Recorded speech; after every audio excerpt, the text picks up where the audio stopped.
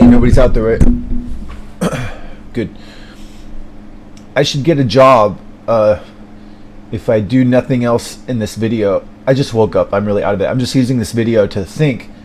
If I don't make a video, basically I'm just lying on a mattress. Like, alright, so,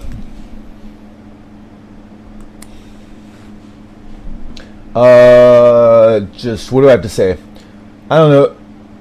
Basically, my conclusions are I should get a job and I should go to jiu-jitsu, because jiu-jitsu, it's not like a cool, like, whoa, like I do karate. Like, I'm like 45 years old. The jiu-jitsu in the white belt class is really just a dose of human contact. It's not cool. It's not like, it's not really impressive. Like, jiu-jitsu basically is just, you can do it at some lame level. Most of it is just like contact with humans, which for me is like, I have no other way to do that. And I'd never done that. Like, my whole life I'm terrified. Basically, I have just a real weakness about, like, just fear of people, and I just want to hide from the world. And I've just done that my whole life. And so that's nobody cares, but just I read, basically I'm like an old man, and the world's kind of like there's a lot of things kind of like falling apart. And so if I don't do anything, I'm just gonna become like a shut-in person. And so maybe if I push, I can like get a job, and that seems like something good to do. Maybe not. Basically, I've been sheltered by my dad my whole fucking life, and my life, it's kind of like too late for a lot of stuff. And now there's like this like age-related deterioration at 45. I don't want to talk about aging a lot, but basically that's kind of like the situation. Is like a lot of, I'm trying to like sort out the ashes of like, all right, what's kind of like gone forever, and then what should I do now? That's kind of like, there's just this continual thing where it's like, what should I do now? And it kind of seems like maybe I can't do much. Like, maybe there are no jobs. Maybe, what's some point? I don't know, but there's kind of like, there seems to be some like things that I can do that tend to make life a little better.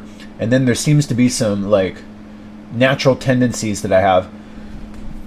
My natural tendency is just basically to like close down and just do art in my room and not talk to anybody. And so I keep making these videos just to like talk, just to do, yeah, if I don't, I want to like generate some life and mental activity. And just, there's a real propensity to, especially like things seem like, especially like, I think between my parents' health, my aging, and just this like economy scare, and just the lack of jobs, there's like super like doom. There's like super doom, hopeless, like cut off, and that's not like helping my decision making. There's like a real tendency to just like just huddle in a mattress and just watch some shit and just like hide and eat and like throw up and just say like, just kill me already. And so that's not really a good, I know that that's not good. I'm thinking like, well, that doesn't seem to be a good thing to do. Basically, it seems like I'm just trying to sort out like what's good, what's bad. Well, live streaming, any kind of, basically, if my little lifeline to just not laying down and dying doesn't seem good, and it doesn't seem like an option, because I'm not realistically gonna kill myself. It just seems like I'm gonna be alive for a certain amount of time, maybe 40 years, maybe, I don't know, but basically like I'm not gonna, like, the time's gonna come, and the question is like, well, how to have the time come and like not be bad. But then there's kind of like this childish thing. I'm just gonna rant. I keep saying the same shit over and over. I have nothing. Everything I'm saying is I have nothing else to do. Like, I've been applying to jobs. There's no jobs. I just woke up. Like, if I'm talking right now, I'm just rambling. Like, but when I do this rambling, the main thing, I'm gonna try to stick with some goal, and the main goal is like, get a job. Like, there's a thing in my head that says like, let's just get any job. If I can do that. I resisted that for like a long time. Get any job. stay with jujitsu and just keep a foothold in like ability to interact with people, and forget like I really have to like forget like greatness. Like a lot of the last like nobody cares, but just a lot of the last 10 years, basically from like 35 till 45, I'm now 45, has been like clinging on to like, can't I like do my dream? Like, can't I have like can I get like a dream job or like a dream spouse? And it's like, no. And I can always say like, well, I always cling on to like, I did work for a major game company. I made models for Niantic games. Technically, I did my dream, so I'm not going to be like, I failed. It's like, no, I did it, but I kind of quit. So I did my dream. I worked for major game companies. I made some good art when I was in my prime and when America was in its prime, like 10 years ago. And I did have sex with like a pretty woman. Okay, so mission accomplished. Okay, so that's gone now. And now it's 10 years later. The economy is like gone. There doesn't seem like there's any game art jobs. I've been applying for like there definitely seems to be like no stable art jobs unless you're like a genius, or I have to like just retire from like any idea of like greatness or like traditional, like just basically I have to let go of like trying to be young and beautiful, trying to have sex with some young beautiful person, and then trying to have some like great dream job in like 3D models of heads, because I've just been applying for so long. And also it seems like a lot of that is going to be replaced by machines, and there's like a maniacal voice in my head that says, you failed at your dream. No, I did it for like a little while. I had some good game art jobs and I quit because I was like, this isn't like perfect. Anyway, so what's my point? So basically like I feel like I should like just try to like keep it together, just basically even just really like holding any job for like a year would be good, I guess. But there's like this little childish thing in my head that says, what's the point? I'm just gonna get old and die. I don't know. I have to like figure that out. It's kind of like, it just seems like there's better and worse ways to get old and die. And there's better ways to like spend the time. Basically like last year was pretty good. Last year, until I quit jujitsu, life was like pretty fun, and it wasn't optimal. I was basically I don't really know what's going on right now, but I know that like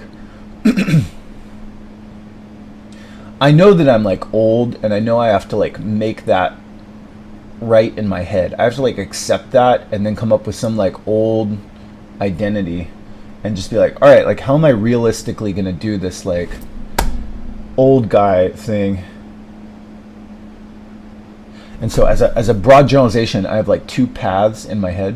One of them is like, I'm just gonna like grow a mustache and not talk to anybody and just do art in my room sheltered by my dad. That's kind of what I did for like the last like 8 years, is just largely sheltered by my dad, no working a job and very little social interaction. And I thought, basically I feel like I probably shouldn't do that. Like dude, I really genuinely don't know. I genuinely don't know. But I know that there's like, I have a vague sense that there's real like doom like around me. Like I don't know how to explain it, but it feels like I don't know how to explain it. There's real sort of like age-related deterioration and a feeling if I like, I don't know, what am I trying to say? Just like, I don't know quite how to explain it, but basically like 10 years ago, there was kind of like, it's okay. Like the level of doom wasn't like dangerously high. And now I just feel like I'm really at a point now where it's like, this isn't like funny anymore. What am I trying to say? I don't know quite what I'm trying to say. I'm probably overreacting. Can you articulate the exact feelings? Basically, I know that I'm too old to be like cute. That was just nobody cares, but that was like a major preoccupation of my whole adult life, was like be young and pretty and try to just you can, if you keep trying to like be pretty and skinny, some woman will like you. If you just get skinny, you can get cute and someone will like you. And so I'm trying to beat it into my head like, you're old now. You're old. Everybody's been telling me you're old, and so I get it. I have to like I have to accept like old age and just be like, not we're not going back. Like, it's hard to just beat that in my head. We're not going back to like young, pretty, youthful beauty, which is like, that was my fucking like favorite thing, to be really honest. It's just like, I had this dream in my head, if I just get skinny and pretty enough, some supermodel woman will have sex with me. I know that's like a cringy like, but I mean, like, that's kind of like, that was a lot of my hope. That was just a lot of my 20s and just basically like teens, 20s, 30s I basically spent like 25 years of just like, I have to get pretty. It was like this mirage. Just get skinny and pretty and keep working out, and if you just suck in your cheeks and if you get like a little Botox, you'll look like a supermodel and someone will have sex with you. I have to like totally, not totally, I mean, I still should like be fit, but I have to like let go of that. And I have to let go of like the hope of sex with a super hot chick in her 20s. Okay, so I let that go. I acknowledge that, because like, I'm an old guy now. And every time I try to accept that, like, some person like my brother will say, come on, like, you're not that old. Don't like tell me that. I have like an addiction. I have a sick addiction to some weird obsession about like trying to be pretty and like young looking, and then tricking some young woman to have sex with me. And it's just like, I have to let that go. So what's my point? Basically what I want to do is like, that basically seems like kind of like a harmful and like misguided, it's a weakness. It's kind of a delusion, and it's just not really doable anymore. I have too much like age related, like I have like wrinkles in my neck, and I have like, I'm too old. So what's the point? So basically I'm like, all right, so let's revise our strategy. What am I trying to say?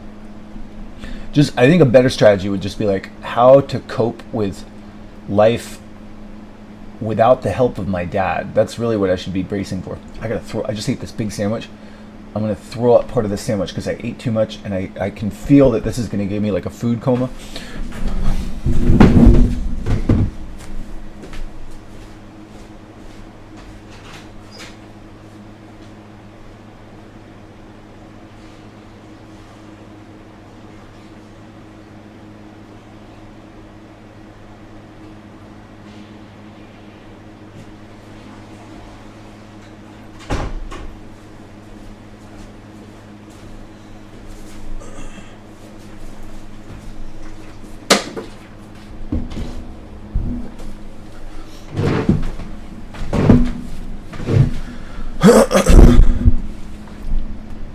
All right, so anyway, I'm just gonna keep ranting. No one should watch this.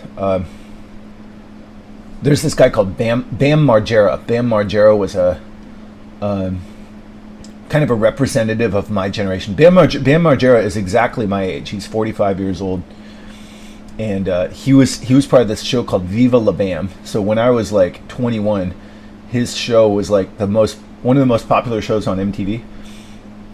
And he had some like, his show collapsed, and he kind of, I don't know, I don't really know totally what happened, but I sort of like identified with him this morning a little bit because I read something that said, oh, Bam Margera is still trying to do skateboarding and stuff. Get the point. Bam Margera, I think it's a broad generalization. I got the impression that basically his show like collapsed, and he kind of like didn't take it well, and so he kind of like hunkered down in his basement or something and did a lot of like video art and art making, and he kind of like hid from the world, and he was like bulimic, and I was like, oh, like I relate to that. And I don't know, what's my point? Well, now you see like Bam Margera, he's 45 years old, and I see him and I'm like he was doing a lot of art making, and he was doing a lot of video projects, and just kind of like, I don't know, not doing successful stuff for a long time. And then he's like, get the point. Just, you look at him, he's like 45 years old, and there's kind of a sense of like, he's clearly like older guy. And so if I'm trying to be objective, I'm trying to look at other people who are in like similar situations and saying like, what do you imagine that guy is struggling with, and what do you imagine that like would be like the way for him to have a good life now?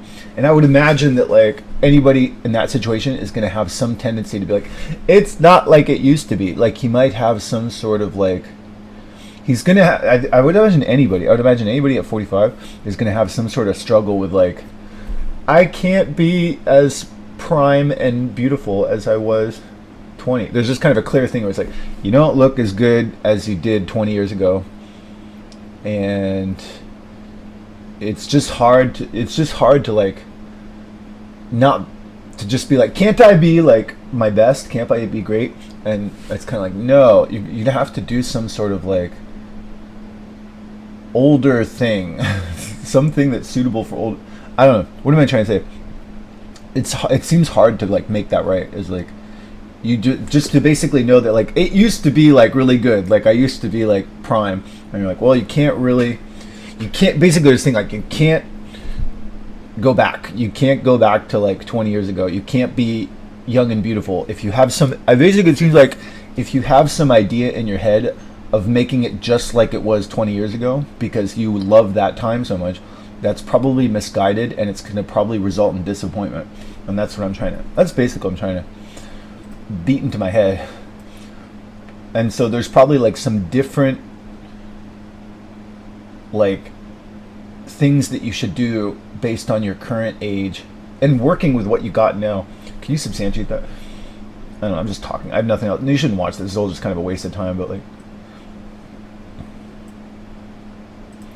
wouldn't you say that for any human at the age of like 45, they're 45 and 50 or something like that, they're going to have some thing that's going to be hard to deal with for different people, where like they're not going to be able to look like and do certain lifestyles that they did in their 20s.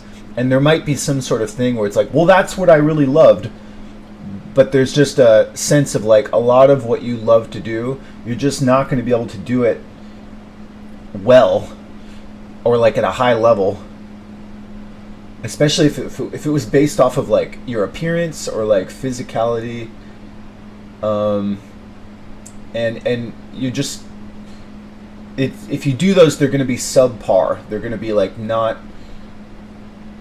They're going to be kind of shabby versions of what they were 20 years ago, and so there are probably like lifestyle changes and different ways to act and different activities that you might find like more rewarding. And that's true of like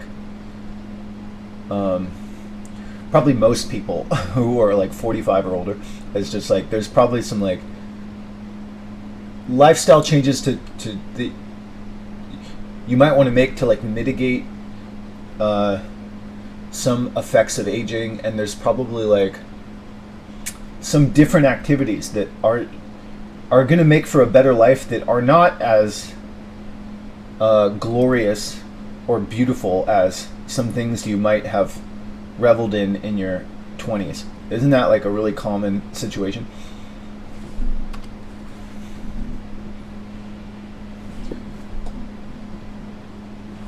Yes or no?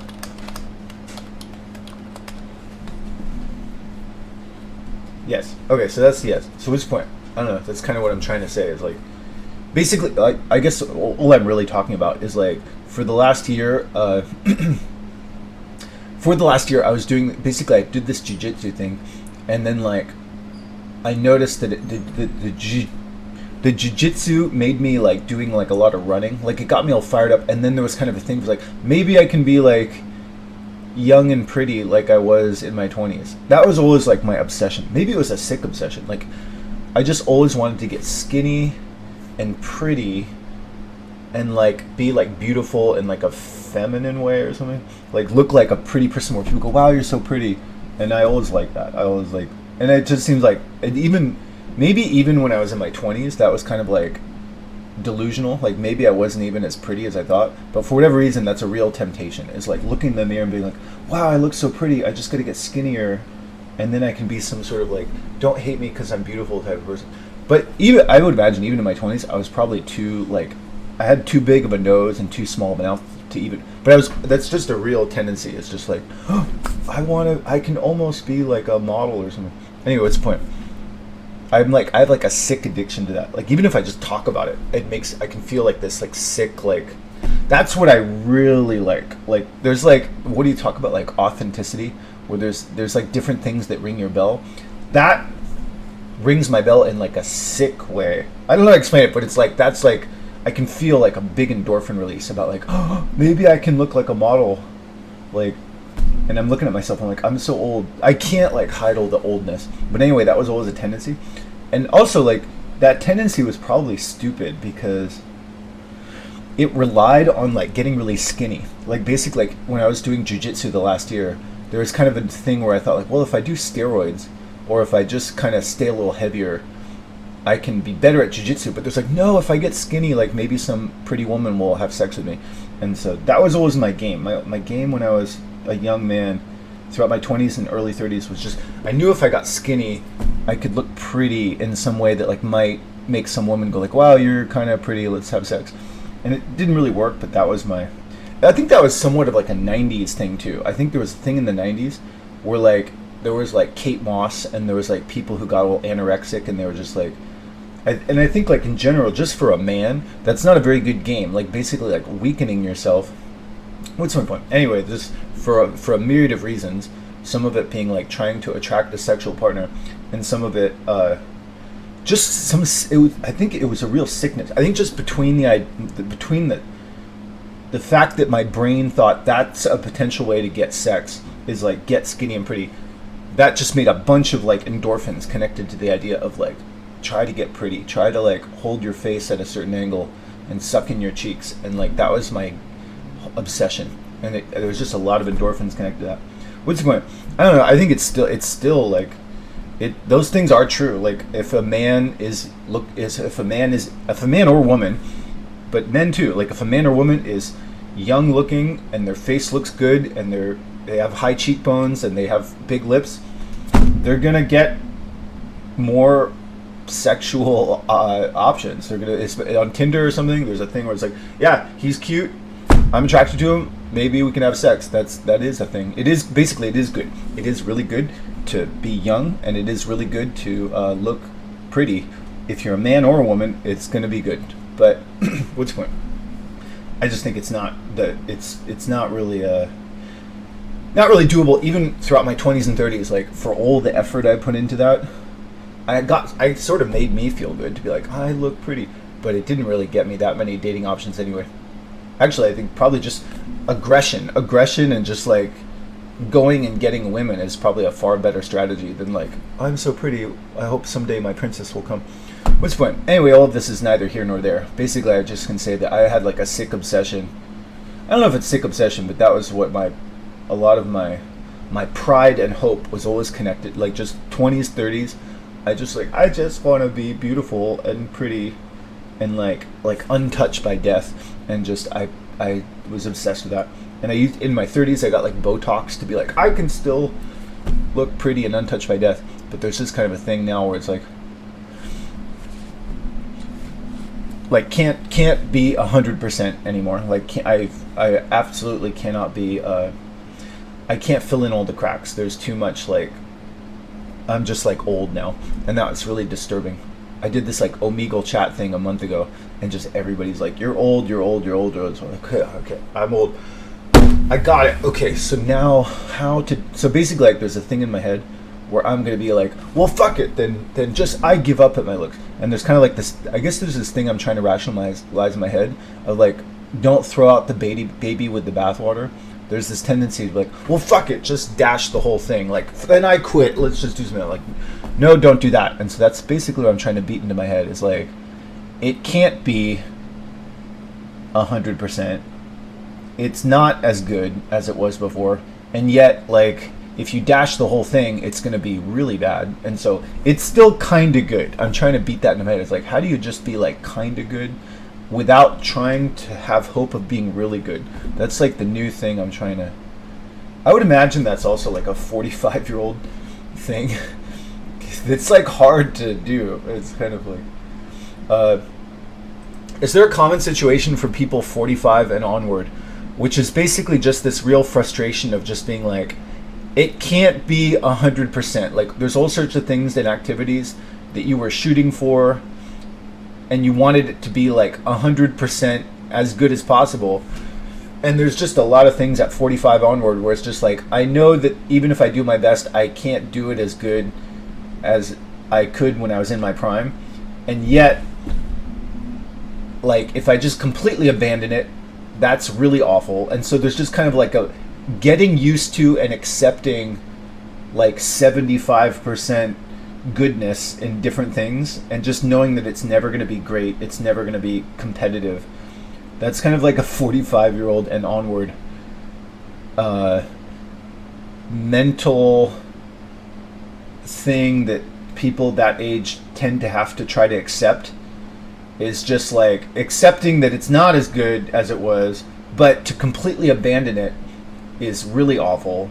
And so just trying to like be okay with being like see 75% goodness that's just, and just trying to prevent against some tendency of like, can't I make it really great? Like there's some sort of thing where it's like, don't try to like shoot the moon and make it like world class, because you're just gonna waste your effort and you're gonna be delusional. Just somehow be okay with like good enough. Be okay with like good enough, even though it was way better before. That's a mental challenge for a 45-year-old, right? Yeah.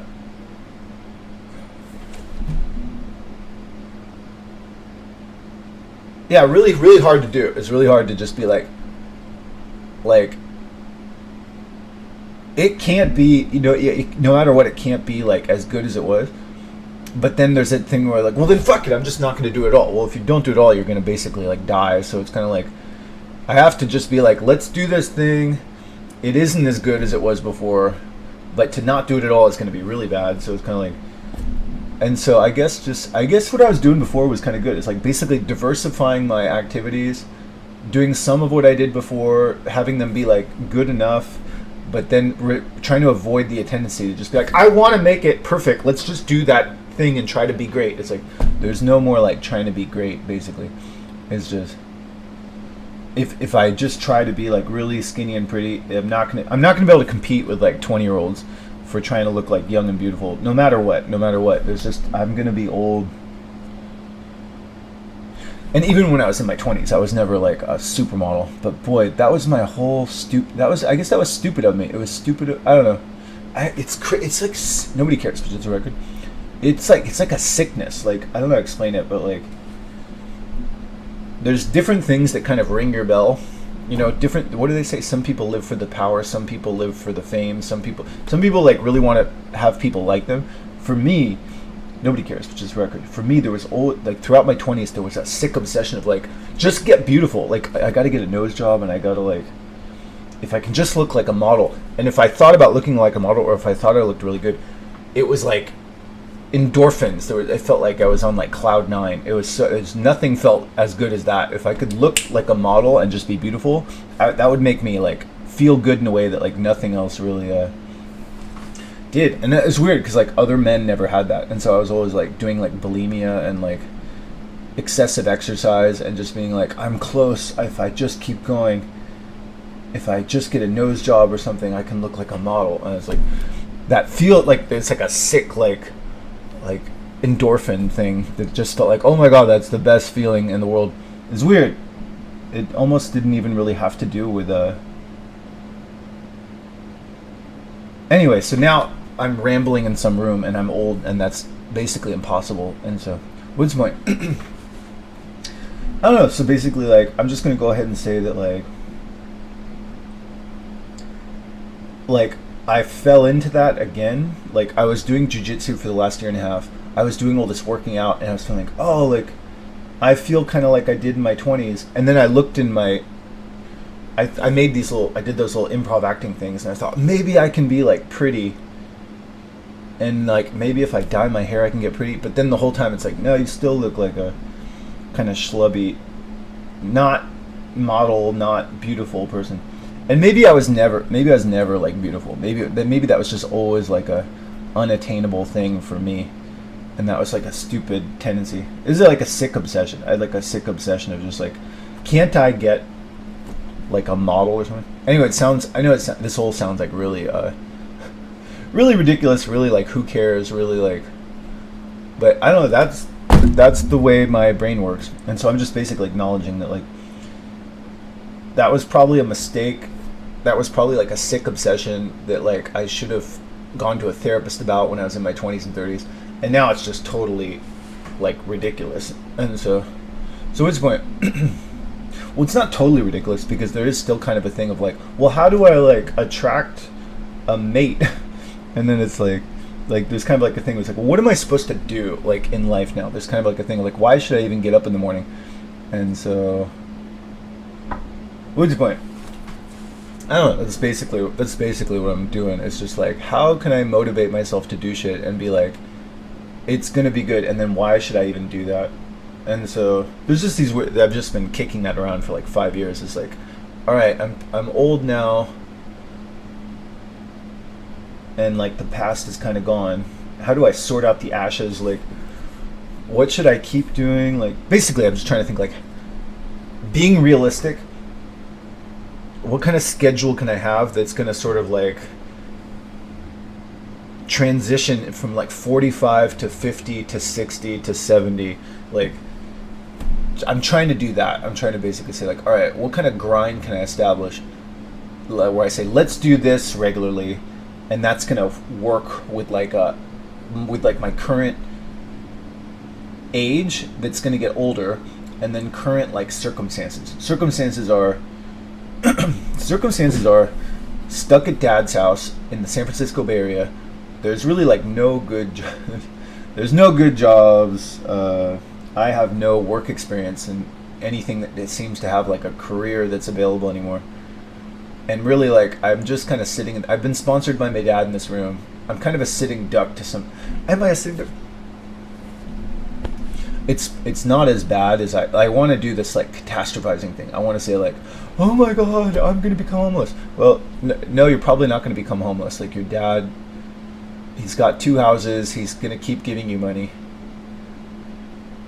What am I trying to say? There's this tendency in my head to just be like, well, fuck it. Like, it's really bad. No, it's not. I have to keep saying that in my head. It's like, it's not as bad as you think, but it's not as good as you think. Like if I think, well, then it's good. Well, no, it's not really good. So what's your point? I just don't know it's so hard to be motivated in the face of like, it can't be really great, but it's not that bad, and just like, well then, I don't know. It's probably what I'm probably just gonna keep doing this shit. Anyway, let's just talk. I don't know how to rationalize these things. I don't really even know how to sort this out. So what am I saying? Basically, just what do I know for sure in terms of decision making? I know for sure that like going to jiu-jitsu, I used to think of that as like some sort of macho thing that like I was like selling my soul or something like that. But I have to admit that basically like not going to jiu-jitsu is like there's a real doom feeling. Like I lost like a ton of my motivation just by going, because there's something about going to a building and just having like contact with humans. And just, I guess the activity, I kind of like the activity of like some guy choking you, but it's weird because it's dependent upon showing off. Like if I didn't live stream, I probably wouldn't do it as much. Like a lot of what I'm like, basically like my stupid lifestyle right now is not optimal, and just kind of like, this is my life now. It's kind of like, for better or worse, there seems to be a position now where like the best thing in my life, like the most enjoyable thing in my life, are not optimal things that are authentic. Like basically, the what am I trying to say? For the last few years, the best thing in my life basically is like live streaming to get rid of loneliness. This is kind of like the most healthy thing that makes me feel good. This is my main source of feel good. It's like making YouTube videos, because I guess that it just gives me a way to get rid of loneliness and not like hide in the dark. And then it's some ability. It's the lamest possible way that I can have some connection with humans. It's like I'm so desperate and so timid and so dead that like this is like my baseline safety net. It's like at least I can talk at all. If I don't make this video, I'm like dead on a mattress and I don't even talk to anybody. And so it's kind of, I want to be like a social butterfly, but basically like this is like my safety net, is like at least I can talk and not feel like a total like nutcase, and I can have like some way to talk to people. So basically like I have to admit that like I'm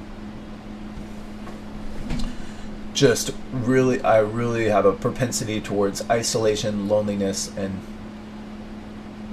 being like a shut-in dead person. And so this is like a little this is like a safety net from that. As like, well, I can't even like make eye contact, but at least if I make this video I can think and like get rid of loneliness. So basically this video is kind of like, video is definitely good. It has bad sides, but it's kind of like, basically without it I'm too desperate and too lonely that it's just super dark. What else? And then jujitsu is like, if I go to jujitsu, it's not cool, I'm not naturally good at it, I'll never be great at it, but at least it's a foothold into like human contact. And it's the weird thing about jujitsu and video is they're both totally inauthentic. Like they're not authentic. I'm not being myself. I don't even really like, dude, I don't even really know. Nobody's listening, right? Nobody should listen to this. This is old bullshit. But I read this thing like a few days ago that said that like, if you're not authentic and you're putting up a mask, eventually there will be like nothing real underneath that mask. And I feel like that's already like the case. Like basically like, yeah, just a lot of what I was doing the last year is like all inauthentic stuff, but basically like it's kind of makes for a better life in my world. It said, there's this thing that basically said that like if you're not authentic, you're never gonna have like real friendships, because you're basically like projecting and doing all this shit that's like not what you naturally like. And it's like I don't naturally like people. Like basically like I hate eye contact. I kind of don't really like people, if I'm really honest. I think they're all kind of like little selfish, nasty, egotistical mongrels that just want to like get the better of you. And that's kind of, if I see people, I either feel like I'm going to be the bully a little bit or they're going to be the bully, and I don't like either of those options. And I just think sooner or later you're just going to be some guy who goes like, you're not good, I'm good, and I'm going to show you that you're not good. And so I kind of hate people because I just feel like it's always some shit like that. And so you know, my authentic self would basically not really want to do anything with people. But that doesn't work for like life. Like it's like if I be authentic, like if I go off camera, it's like lonely dead guy making some art project. My authentic self wants to just hide, soothe myself with some music, hide from the world, and do some like long project that isn't immersed in like making money. And so it's kind of like my authentic self doesn't work with like the real world of just like, my authentic self seems to not, I don't really want to do a job, I don't really want a wife or girlfriend, I just want to fuck a hot chick. That's like, nobody cares, but just my authentic self doesn't really work with like reality. So I don't know what's the point. I don't know, I wrote this thing down basically. I was thinking the other day like maybe I should get offline and stop streaming to be authentic. Maybe I am just manifesting a bunch of bullshit, but it's kind of like that's kind of my only way to do stuff. What's the point? I don't know, nobody cares, but I wrote this thing down. I said like, let's figure out your authentic self by writing down like, what are your likes, dislikes, strengths, and weaknesses, that without trying, like what are you like naturally good at genetically, and what do you like and dislike if you're not trying to seem cool or attractive or showing off. Yeah, basically like if I wasn't showing off on video, I should just read this like once a day. Nobody cares, I have nothing else to do. But my natural dislikes is like nobody's watching, right? I don't even remember. Natural dislikes, yeah, I like mental activity. I like hiding from basically I have like a good critical eye. That's my only real talent, is like I have a good like ability to mimic something and get something to look realistic. I have like good visual, critical, obsessive, like get something to look nice and like monotonously drum away at something over and over until it looks. I have a good ability to endure tedium, and basically I have a good like critical eye. but I don't have good, and that's based on a concrete intelligence. Basically, I need like visual and auditory information to kind of replicate, and I don't really have a lot of capacity for abstract thought. I mean, I have a little capacity for abstract thought, but my ability to do abstract thought is definitely weaker than like a lot of people, because I don't have a good working memory. I can remember like five numbers. If I'm not trying really hard, I can kind of catch like five numbers. But if it gets to like seven, so five, nobody cares, but just record. Five is the lower end of like average working memory. Most people, they can remember a phone number. Like if somebody tells somebody a phone number, they go, okay, got it. I can't really do that. I have like a worse working memory than, I have the low end of average. Low end of average is like five. If somebody says five numbers, I can be like, all right, I think I got it. But like, even five, like five is like just barely, it's the low end of average. If it was lower, I would be like officially like retarded or something. I'm not officially retarded, but I definitely have like a worse working memory. And then just like I'm forgetful. I'm like, basically, long story short, I tend to prefer like concrete thinking, which is basically like dealing with sights and sounds and like reality. And there's people who are more, they're better able to juggle and retain more abstract thoughts. So they're better like conversationalists, because they can remember all these different like things that are just concepts. Concepts are like not reality, not sights and sounds, like just words. Words are basically like abstract thoughts.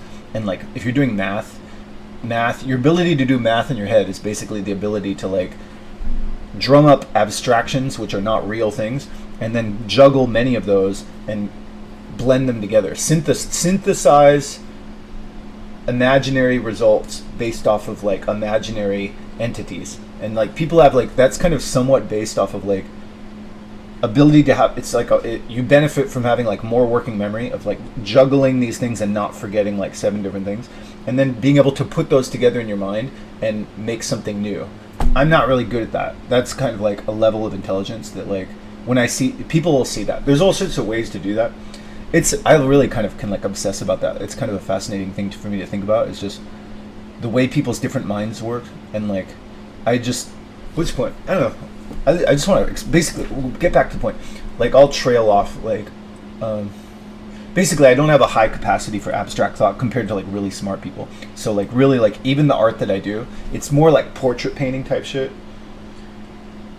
And it's not really like narrative designing type stuff, because I just don't really, my brain's kind of lazy and I don't really like to juggle a lot of abstract thought, and just I'm gonna forget those. My brain's not gonna be able to juggle like a ton of abstract thought without being like, what was I talking about? Like, and so I'm kind of stupid basically, but I have like a good critical eye, but not totally stupid. Anyway, what's the point? Basically, I have like a good critical eye, but I'm not super good at abstract thought. So if I was in the arts, it would be some more in like the constructing and building something that somebody else kind of like, I need something to go off of. I'm not gonna like do like sheer creative stuff that tends to rely on like juggling many different abstractions that you're kind of imagining yourself. And so there's different those. I'm not gonna be. I wasn't like. I don't have the capacity to be like a great concept artist. Probably not going to be like a great like story maker. I don't know, who knows. So there's people who probably don't have capacity for great abstract thought who make great. Anyway, what's the point? Basically those, but I'm saying like natural strengths and weaknesses. Weakness, not super strong in abstract thought, good in like critical. I have like a critical eye. What else? So probably I could be like a good craftsman, because I have like a good ability to endure tedium. And I can whittle away at something for long periods of time that would make most people really. I can go over and over something that most people would get like dreadfully bored, and I can endure tedium more than a lot of people. I can do like 300 burpees in a row to a degree where like, God, you're still doing that repetitive, boring thing. That's basically like a skill. Is like I can endure tedium more than other people. What else? I like being fired up. Like I like constant mental and physical activity. And so that's kind of a strength.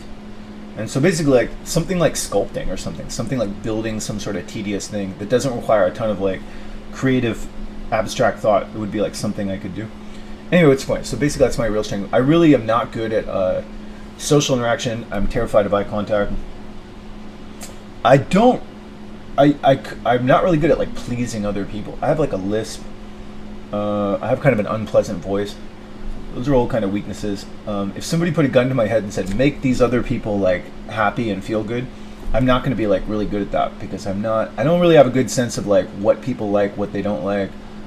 I don't notice a lot of like visual cues on the first pass. My whole first pass of everything is kind of like, I'm like not all there. Some people are like all there more. I'm kind of always like freaked out, and so I'm never like all there, and I miss a lot of like visual cues.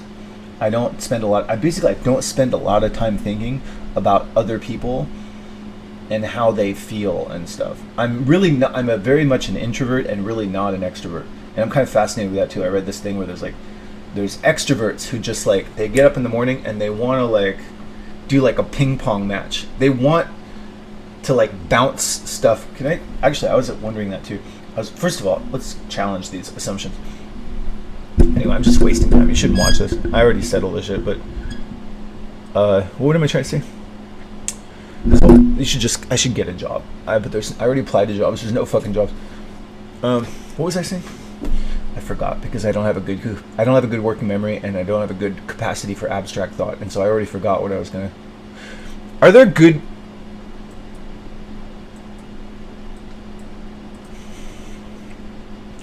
Testing.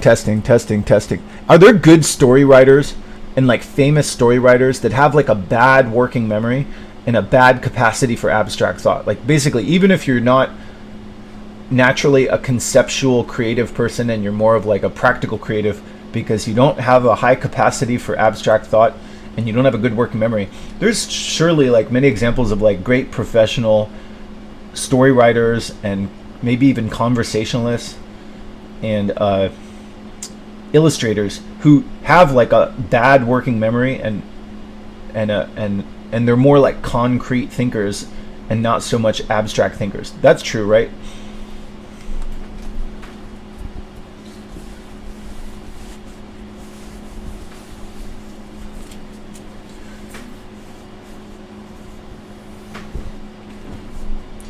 Can you give examples of some of those famous people who are great professionals in those domains who have like bad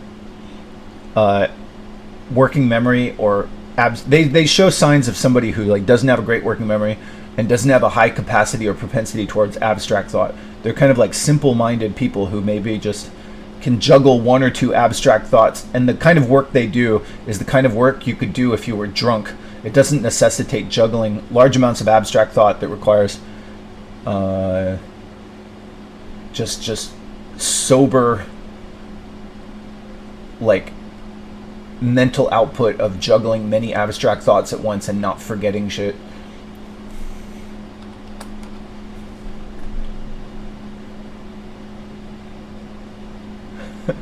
So like there's stupid artists, there's kind of like there's dumb story writers, and but not a lot. I mean, Ernest Hemingway was kind of a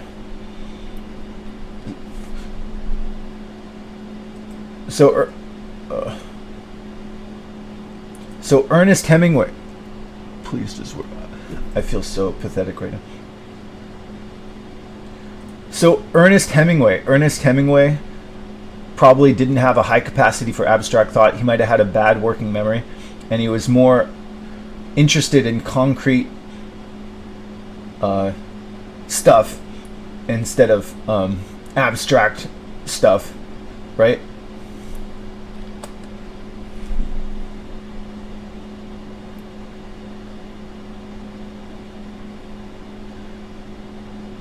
While Ernest Hemingway, the literary style, heavily focused on concrete description and direct language, it's speculative and potentially inaccurate to conclude that this...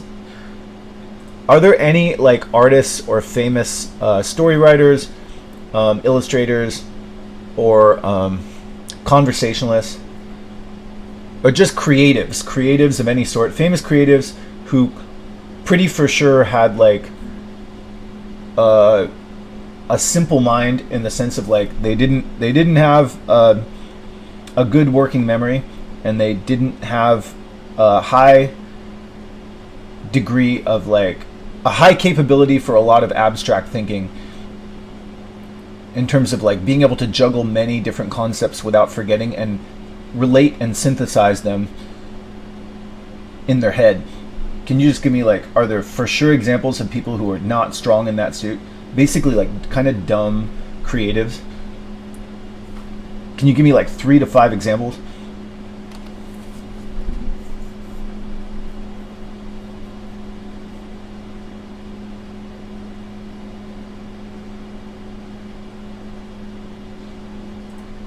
Can you give me can you give me like names, like specific names, famous creatives that match that description?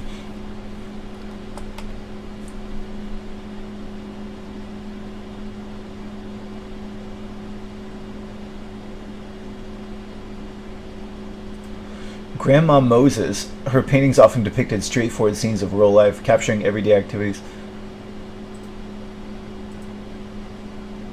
Yeah, I mean, you could say an older person is going to have like less.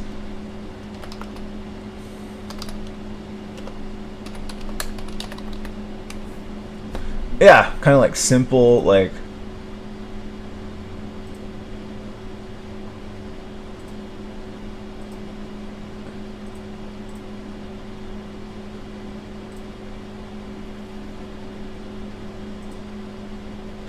Anyway, what's your point, Sean?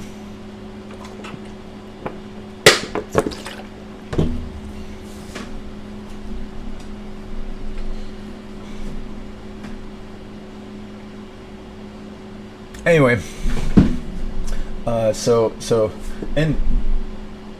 and Grandma Moses is a good example of this because she was just clearly like older and like not in her prime, right? So like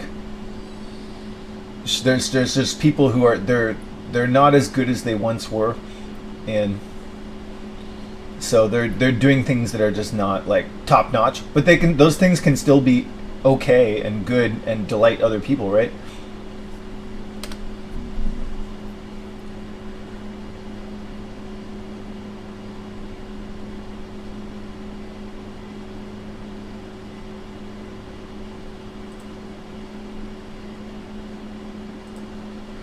Wouldn't you say that basically everybody over the age of like 45, they're probably going to have like less capacity for abstract thought and just a slightly worse working memory than they did in their 20s, assuming they weren't doing like heavy drug use at any point in their life, like just not factoring in drug use or some sort of like just natural propensity for like brain working optimally. Just people 45 not going to be as good as like they were in their 20s, right? Yeah. Anyway, what's the point? I don't know. I'm obviously terrified. I'm like, that's just anybody who, probably no one watches this, but like my girlfriends, any girlfriend who knew me, I was always terrified of just aging and death. And so now that I'm like really aging, it's like I guess it's, I don't know, I know it's pathetic to like talk about this. Anyway, so let's just deal with the problem. So it's basically what I'm trying to work out in my head, and I was trying this like many times, basically since the age of like 32. I was like, I'm getting old, I got to get on steroids. And so I like right now I injected testosterone yesterday, and I know that like I know how this goes. It's just I've taken testosterone many times since 32, and what's gonna happen is I'm gonna get all bloated, and I'm gonna look like a man, and I don't make like a good man. Basically, like I'm gonna look way worse, and I'm gonna seem worse. Like I don't know, it's weird. Like I always feel like my appeal, like if I can get people to like me, it's always somehow based off of like being like female attributes somehow. Like if I have like long hair, and if I be sort of like nice and like docile and like, oh like I care and like I'm a sweetheart or something, then people go like, well, I kind of like you that way. Every time I've ever taken steroids, people are like, ugh, like now you're just awful. Now you're all like red and bloated and like, I don't, basically it always seems like I don't make like a good man. But I'm kind of just trying to think like, well, forget like appealing to people. Like basically long story short, I know from the data, like I know I've been live streaming for like 8 years. I know from the data that the times when I was taking steroids, just likes and views go way down because I look like some bloated schlubby guy. And times when I get skinny and pretty and have longer hair, views go up because I look like some kind of cuter guy. But then I'm kind of thinking to myself like, what do I get? Like, what do I even get from views? Like, okay, great, like you got a bunch of views on YouTube, or even if I got views, I only got like 50 views at most. Like a good day would be like 20 views. What do I get for 20 views? Nothing. What do I get for 20 views? So basically, I'm basically trying to think in my head like, how am I gonna cope with like life from 45 till death? And I keep thinking like steroids. Steroids is like I have real deep-seated weaknesses and fears that are worse than like most people. I have real like terror about aging and death, and I have real terror about eye contact, and I really am like that make me basically dysfunctional. I cannot really handle or confront reality. I'm a what do you call it? A snowflake. I read the definition of like a snowflake. What's a snowflake? What's the definition of what's a snowflake? As applied to a person. Simple definition. Snowflake is like somebody really sensitive, easily offended, unable to handle opinions or challenges that differ from their own, suggesting a lack of resilience and an inflated sense of their own specialness, and like also unable to like deal with like realities that other people can deal with, right? Like just not wanting to deal with like real life stuff and like real life just realities, right? Yeah, so basically like I really match the definition of a snowflake. I've been sheltered all my life, and just having any job is like, I can't do it, it's too awful. I really don't like unpleasantness. I like cushy, comfortable, cozy, sheltered, somebody pay for me, and I don't want to do anything really awful. So basically like I have to admit that like steroids, taking testosterone, it gives me a little boost in like willingness to like confront reality. Like the times that I take steroids, it is kind of like I look uglier for sure, but I can't be like really young and pretty like I was anyway.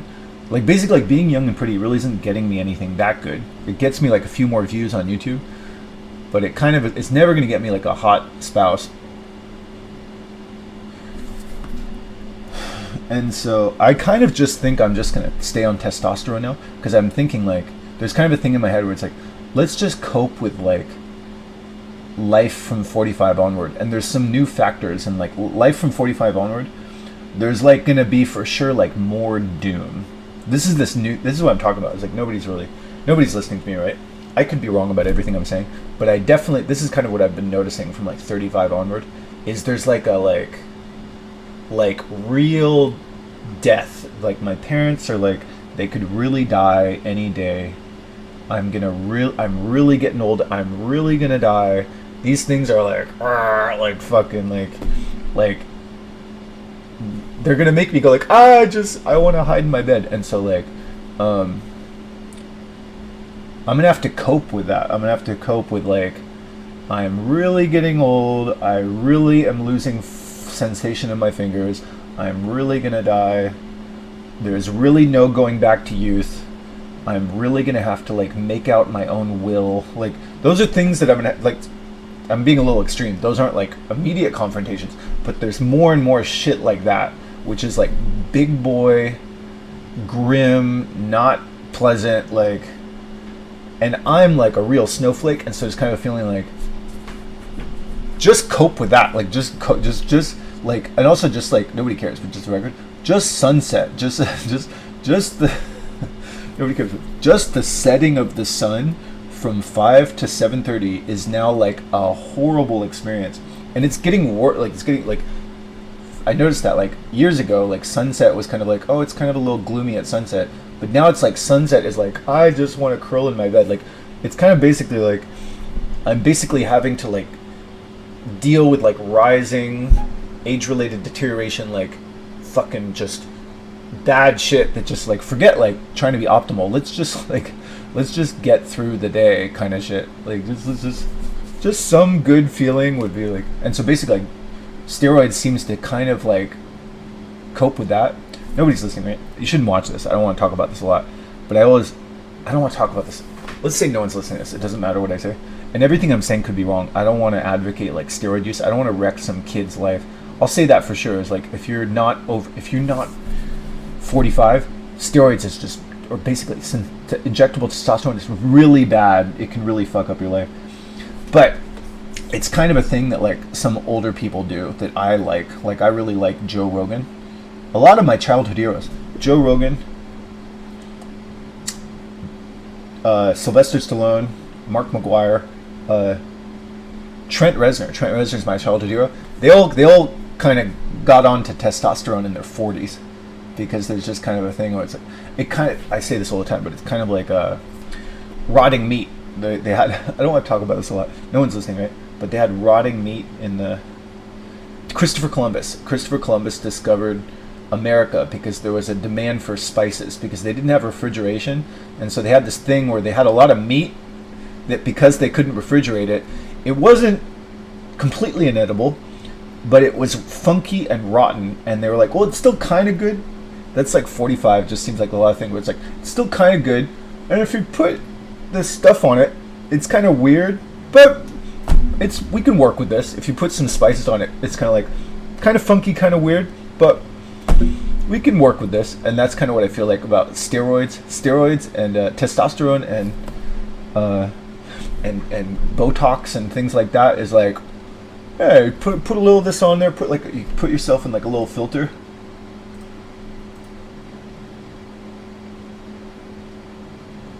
What's the point? Anyway, just there's all sorts of things where I'm basically noticing that like you do these little things, it's weird, it's not prime, but it's like this gets me through the day.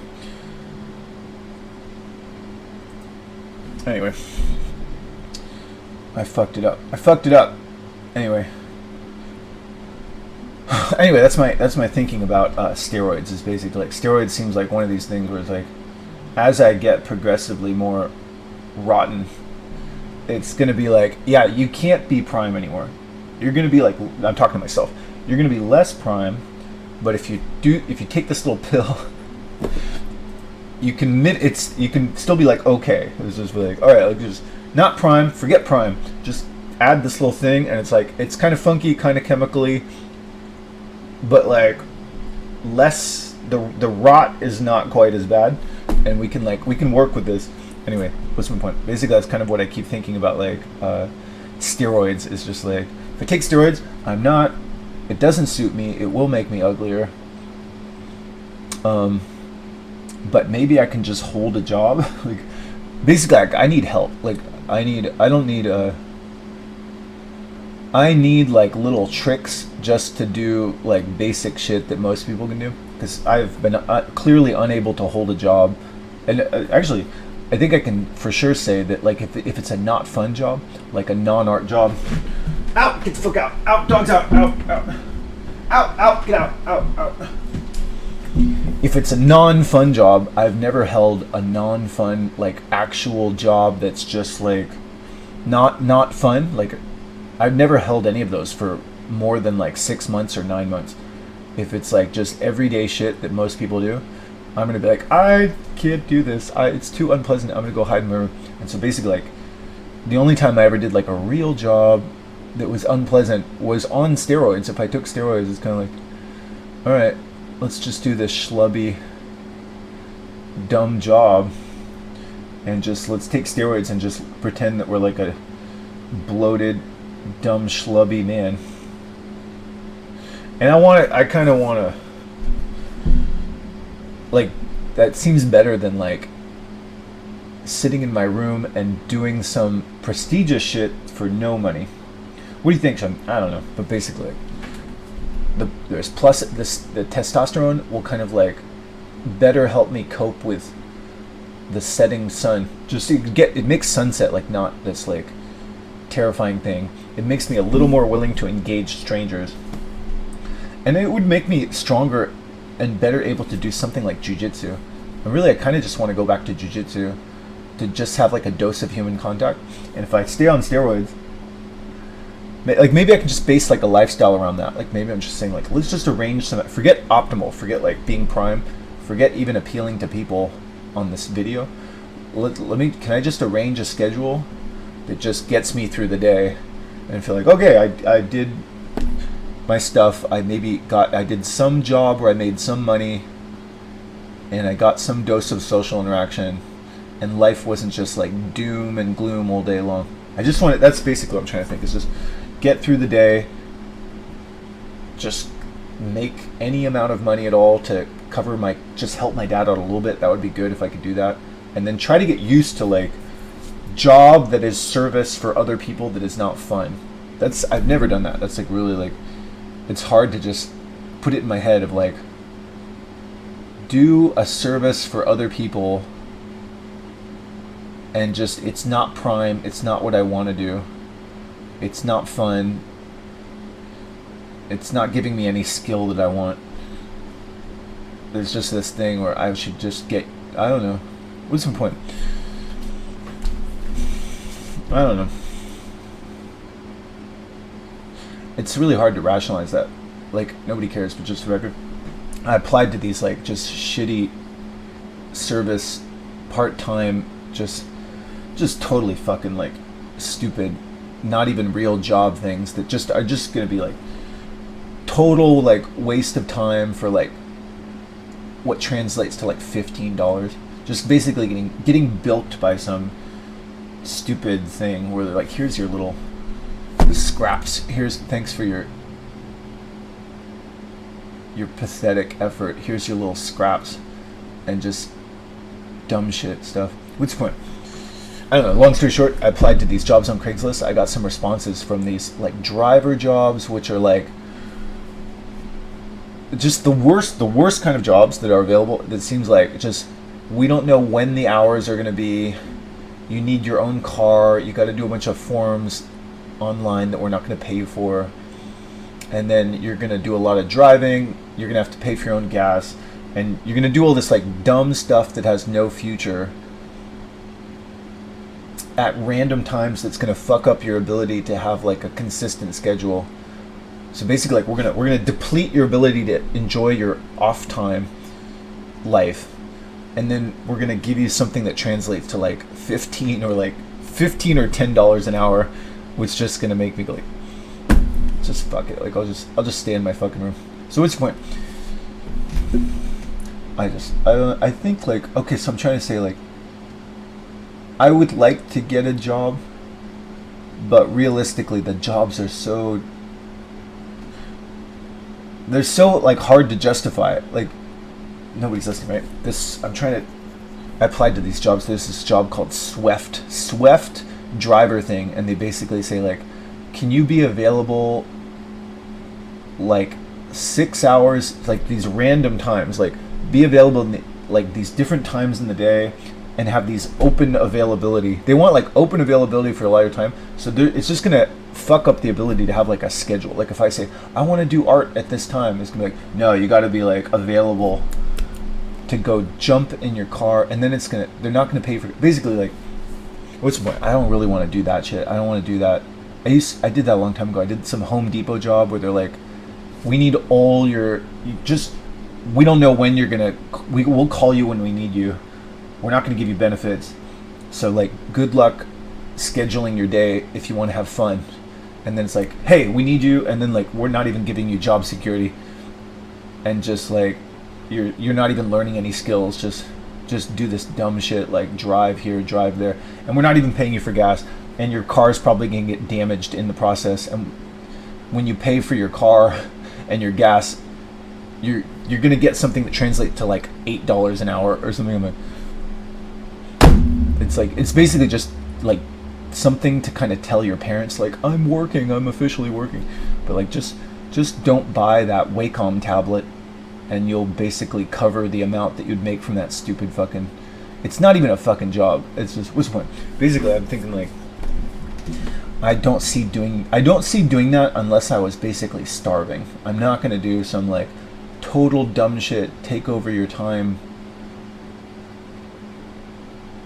like a temporary contract, no skills, no future,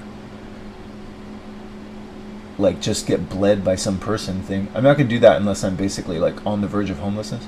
So what's the point? I'm not doing that. I'll hide in my dad's house.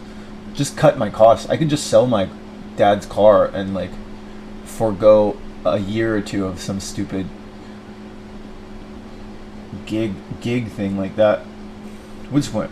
I can't justify doing that shit. It's too stupid, and it's too like, it's just gonna go nowhere. It's like scraps, and just cut down your costs and just, anyway, what's the point? I don't know. I can't see doing that. Anyway, I can feel, maybe it's just psychosomatic, but I can feel the steroids. The steroids are kicking in.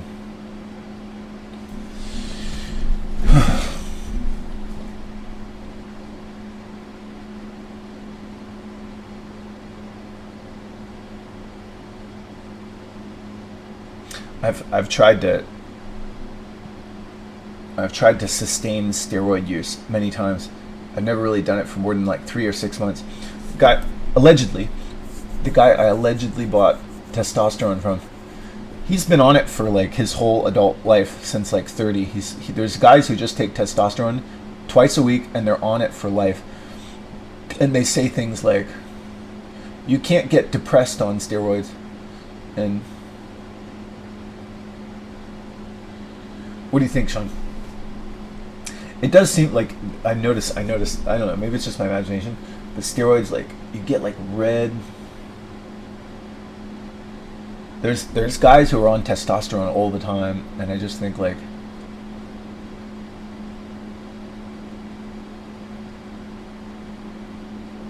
what do you think, Sean? Just it's like this weird like chemically like schlubby like, life just kind of feels like a desert. I don't know, what am I trying to say? Every time I've ever taken testosterone, life sort of feels like this. Yeah, like, I don't know, like keep on trucking through some desert. There's kind of like a, like, it'll be alright, let's keep trucking, but like everything's kind of slow and stupid, and like, yeah, everything's fine, I don't feel depressed, but everything kind of like is like dry and like kind of weird and awful, but not depressing, and I can like keep trucking without like feeling like I'm gonna cry all the time. I can say that for sure about testosterone, is like I don't have that like crying. There's like what do they say? I hate that word confidence, because I always think that that's some like low life like trying to be sexy thing, is like, don't you want to be confident? That's women, they like confidence. I'm like, what the fuck does that even mean? But basically like not freaking, I still don't even really know what the hell confidence means. But basically like they say that testosterone makes you more confident, and I don't want confidence in the sense of like appealing to women.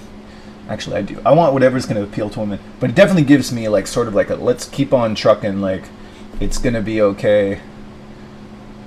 Like just put one foot in front of the other, kind of like just basically like not like less like just crying inside. There's less crying, I can say that for sure with testosterone. Less crying inside, like breaking down on the verge of crying, freaking out all the time. So that's kind of good. What's the point? That's basically kind of what I'm thinking. It's just like, forget trying to be optimal. Let's just get through the day in a time of basically dying. How to get old and die. There's just going to be different paths of non-optimal, not like it used to be stuff. And so I'm trying to get used to that. Let's brace for that. Let's brace for some quit trying to like cling to the past and make it like it used to be. It's not going to be prime. It's not going to be, but maybe if we use some tricks, we can just get through the fucking day and handle life without my parents. Nobody cares, but just record. I've been freaking out. Nobody should listen to this. I've been freaking out about my dad disappearing for many, many years.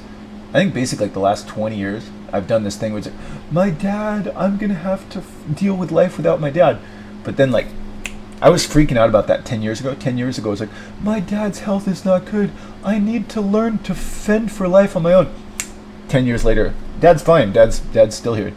My dad always seems like on the verge of death, but also basically perfectly functional.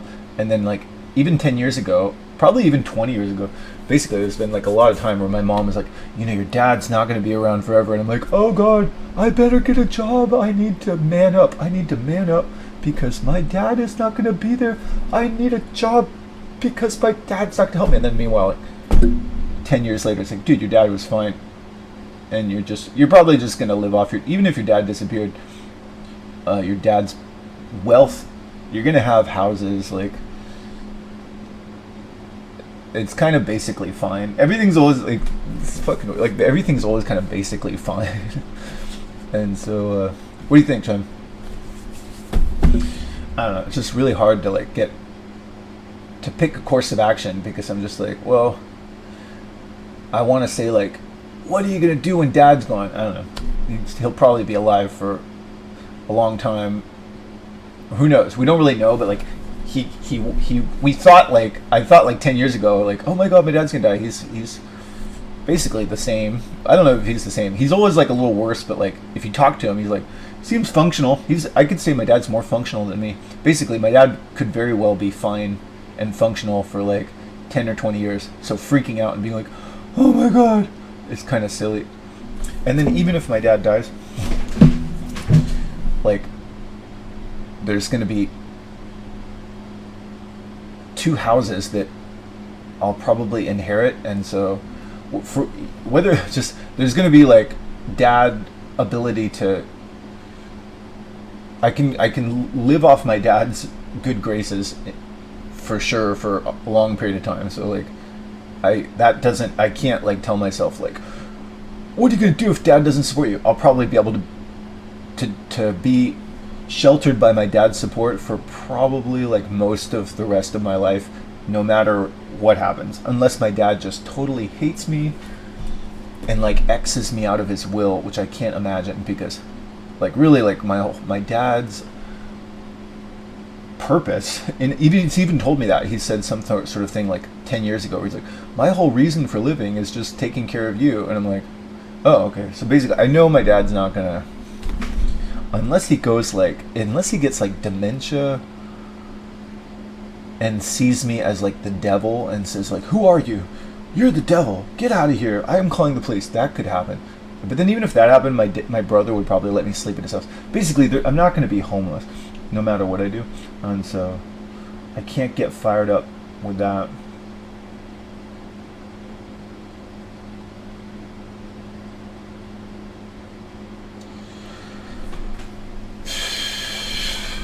So what, Sean? Yeah, I just don't really know what to do. I'm just kind of sitting here. It doesn't really matter. Time's passing. These steroids are definitely kicking in. I can see the like reddening of my face. I know how this goes. I know the steroid feeling. God, steroids are. Let me just talk about steroids for a while. No one should listen to this. Steroids are really weird. Steroids are like testosterone. It really is kind of like.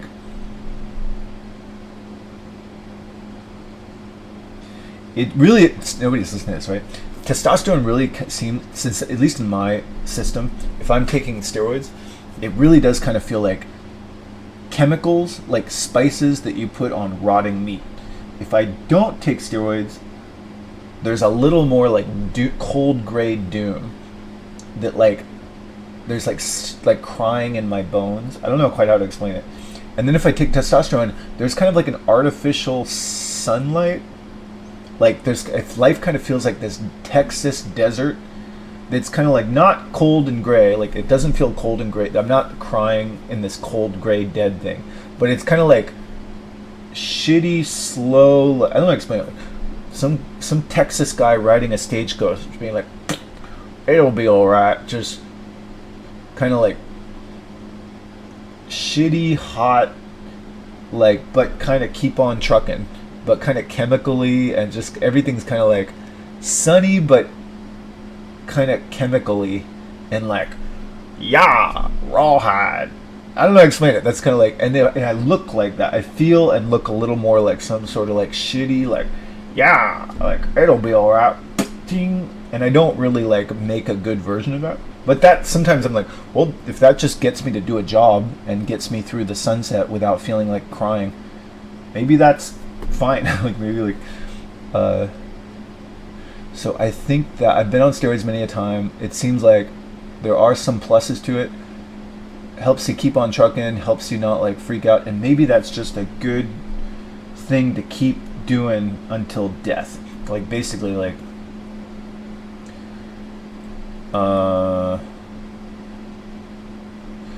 naturally my nature in terms of genetics is real tendency to freak out and isolate and like hide. I have like a lot of fear. I got a lot of fear about like life, death, reality, and people, and I'm not really good at like confronting that. I'm not strong. Like basically, I think you could for sure say that is like by nature I am not like a strong person. I noticed that just in general is like, especially on like YouTube and shit. If I look on YouTube, a lot of the just there's all these different podcasters. People really want like strong, stable.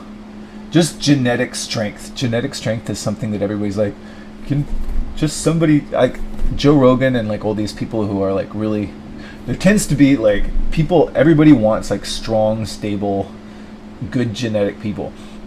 And I have to admit that I'm really not like that. I'm really not strong.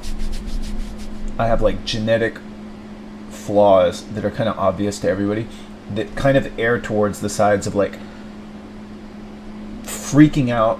Like I definitely have like weaknesses that go into the zone of like freaking out and falling apart in ways that could really fuck up my life and have fucked up my life. Like things where it's like you did all this work, you had this great job, and then you freaked out and you dropped it all. I do that a lot. It's basically like I did jiu-jitsu for like a year and a half.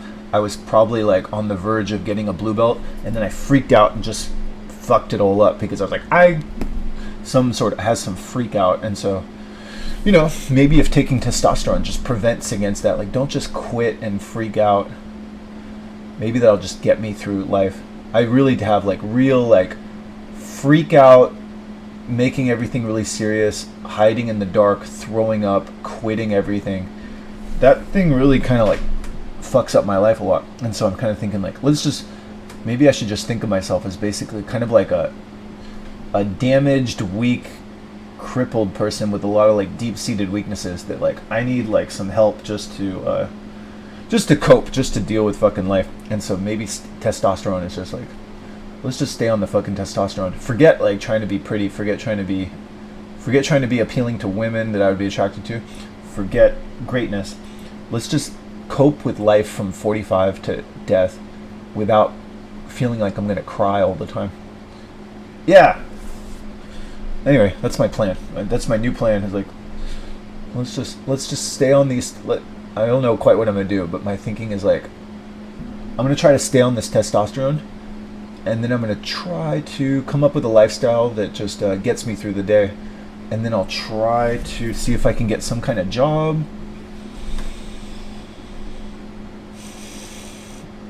And try to help out my dad. Try not to do some like don't hate me because I'm beautiful shit. Basically try not to like totally cling to the past. I don't know, that's all I got so far. But it's all like inauthentic. I basically think like steroids is inauthentic, this live streaming is inauthentic, jiu-jitsu is inauthentic, but my authentic self is like not really designed for life. My authentic self is like, I don't even really like people. And I think my authentic self is basically like a dead person. My authentic self just kind of wants to like hide in bed and just say, just kill me already, just kill me already. My authentic self doesn't want to engage with humans. My authentic self wants to hide from the world and do some like long art project without getting a job. And so that my authentic self doesn't really work with like reality. So I keep thinking like, well, fuck, like authenticity doesn't really get me anything anyway. My authentic self always just wanted some hot blonde chick. My authentic self is kind of like an asshole, and so I think like, fuck it, like fuck authentic self. Let's just do some fake shit just to get through the fucking day. All right.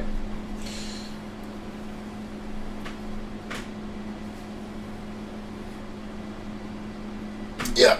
My authentic self can't connect with. My authentic self never connected with anybody anyway. What do you get? What do you get? Hey, everybody says like, you should be authentic. That's the most appealing thing to other people. If you're not authentic, you'll never have real deep relationships or friendships. I mean, what do you get? What do you get for being authentic? What's the incentive for living authentically? Can you tell me? Just give me some bullet points. Like, what do you get for being authentic, supposedly?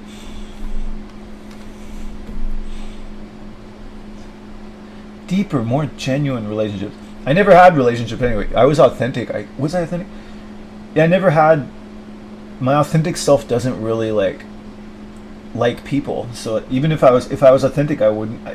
I never had meaningful I never had genuine relationships anyway. Increased self-esteem and self-acceptance. Reduce stress and anxiety. Greater sense of purpose and fulfillment. Improved mood. Enhanced trust and credibility. Yeah, I think like that. Basically, if you're authentic, people don't think you're full of shit. It definitely seems like people trust you more. They're like, okay, I believe that. But basically, I think my authentic self is not really compatible with like real life.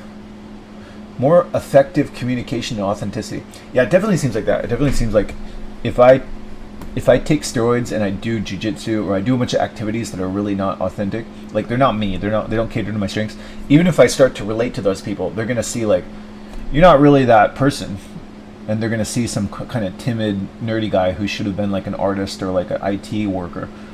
And so basically, like, if I was 20 again, maybe I would have told myself, just do some nerd thing, just get into IT and get really good at that nerd thing and base a whole lifestyle around like not having to talk to people. Because authentically, I don't even really like people. I don't even really like, I mean, I wish them well, but I don't really like, I've never enjoyed human interaction. Authentically, I don't even really like talking. Authentically, I just kind of want to hide from the world and beautify something and just be young and beautiful and pretend that I'm never going to die. That's kind of what I want to do. Authentically, I want to put my head in the sand, occupy my mind, go over and over something until I can show off and be like, look, I made this great thing. But that's not working with like the real world. Yeah, my authentic self really doesn't even like human interaction. I've never enjoyed like human interaction, really. I mean, I guess it kind of makes me laugh, but it's always kind of feels like pulling teeth. It's always kind of awkward and forced, and usually a bit unpleasant for me and the other people involved. And so, so what do you think of that? Like, why? That it seems like even if I was authentic, it wouldn't really manifest in genuine relationships. Like when I was authentic, I never had genuine relationships anyway, because I was always like terrified of eye contact, and like I have like a lisp and like an unpleasant droning voice, and I just talk about myself all the time. That never worked with like people. So basically, like, isn't it possible that like being inauthentic could just make for like a better life, or just like be more in accord with the demands of reality? Like my authentic self doesn't want a job. My authentic self wants to just do some art project that nobody will pay you for. And my authentic self wants to just hide from like reality and just soothe myself and not think about like aging and death. That's my like authentic self. No human interaction. Do some endless art project just to occupy my mind and not think about death. But that seems to not be good for the future, where I might have to like fend for myself and get rid of loneliness. So isn't it possible that like if being inauthentic forced me to get a dose of social interaction, even in inauthentic activities, and just made it so I can like not become homeless, isn't it possible that like inauthenticity could be better? Yes or no? Yeah. So that's kind of that was my conclusion. It's like last year, bunch of like totally inauthentic things, and it didn't really connect with anybody. And if somebody really talked to me in real life, they would be like, "Yeah, you're not really like how you show on the video." And so I'm like, "Yeah, but just this is kind of better than authenticity." Maybe if I was 20, I should have just done art all day long, and I could have been at some game company and had some wife that would have done, I don't know. What's the point? Basically, I don't know. It just seems like authenticity now is like not really good. Authenticity now would be like, be skinny, grow a mustache, hunker down, hide in your room, do some art project for hours on end, listening to a podcast all day, and just kind of crying inside and hiding and just isolation. It doesn't seem good. Anyway.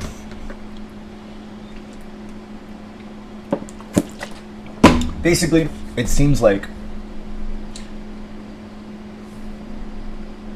this YouTube video making, and if I can get back into jiu-jitsu, those are some real like lifelines. It's basically like my authentic life didn't really work, or it just kind of ran out. Like I'm too old to really do that anymore, and just the world has changed too much. And so now it's kind of like I have like a little lifeline of like this video thing is like some foothold into like connection with humans and not just hiding in my bed and crying.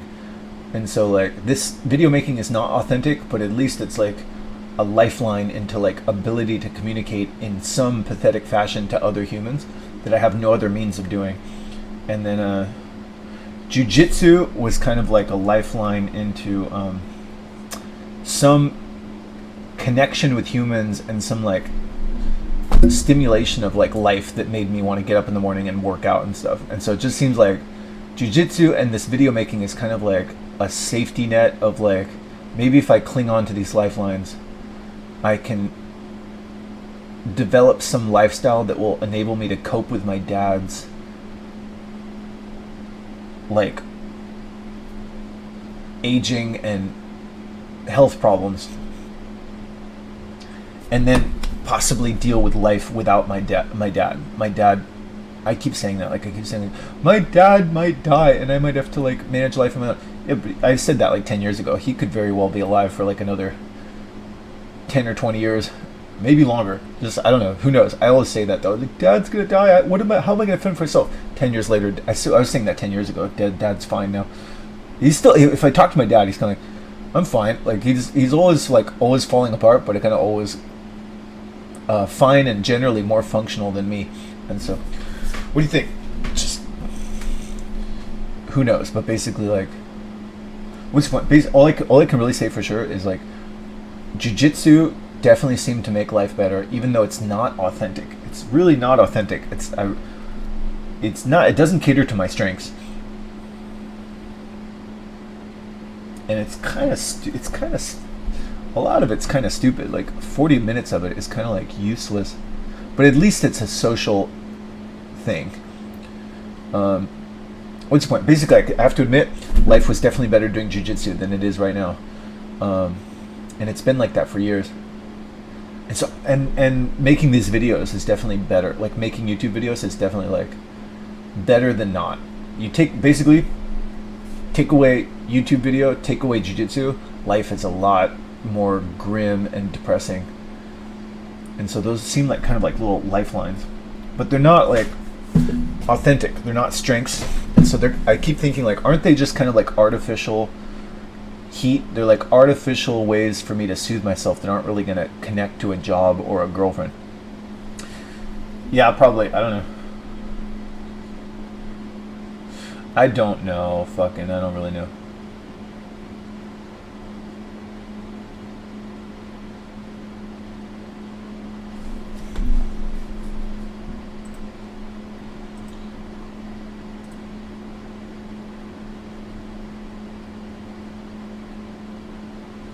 Anyway, I mean, I was asking my brother like, hey, like, how can I get into IT? My brother's like not even gonna respond to my email for a long time probably.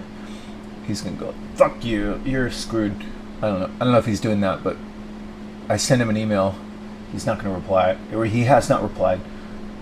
It's only 8:20 in the morning though. What else? Just I applied to 20 different IT jobs. I got 2 rejections, and the rest are not even responding. I applied to every game company. I applied to a bunch of really terrible jobs.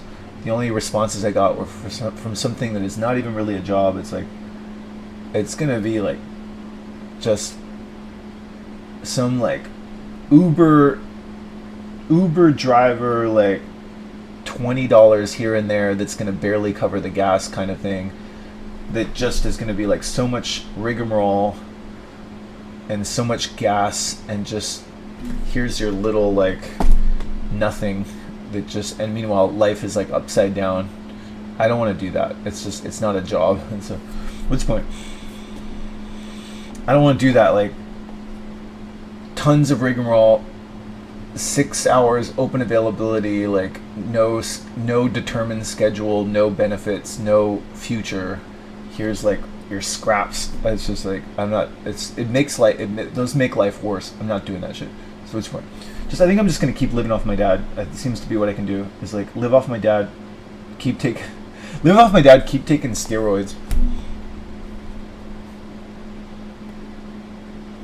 and just cope with like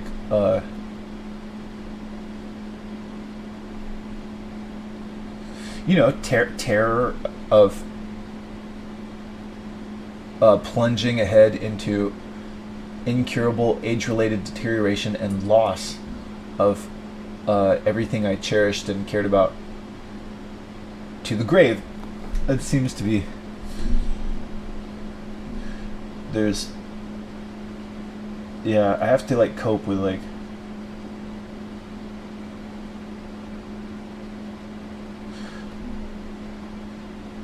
just aging and death, and just get through the day. Don't get depressed. Try to get fired up about something, and I think steroids at least is gonna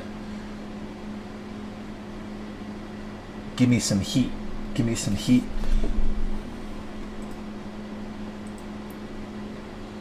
And some keep on trucking that I don't really have naturally.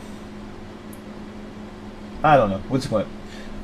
I'm gonna stay on the steroids for a while.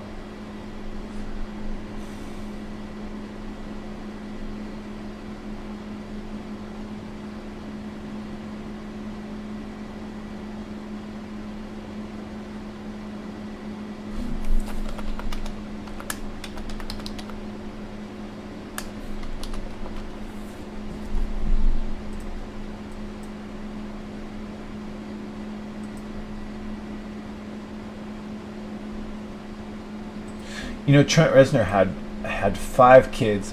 Trent Reznor has 5 kids to feed.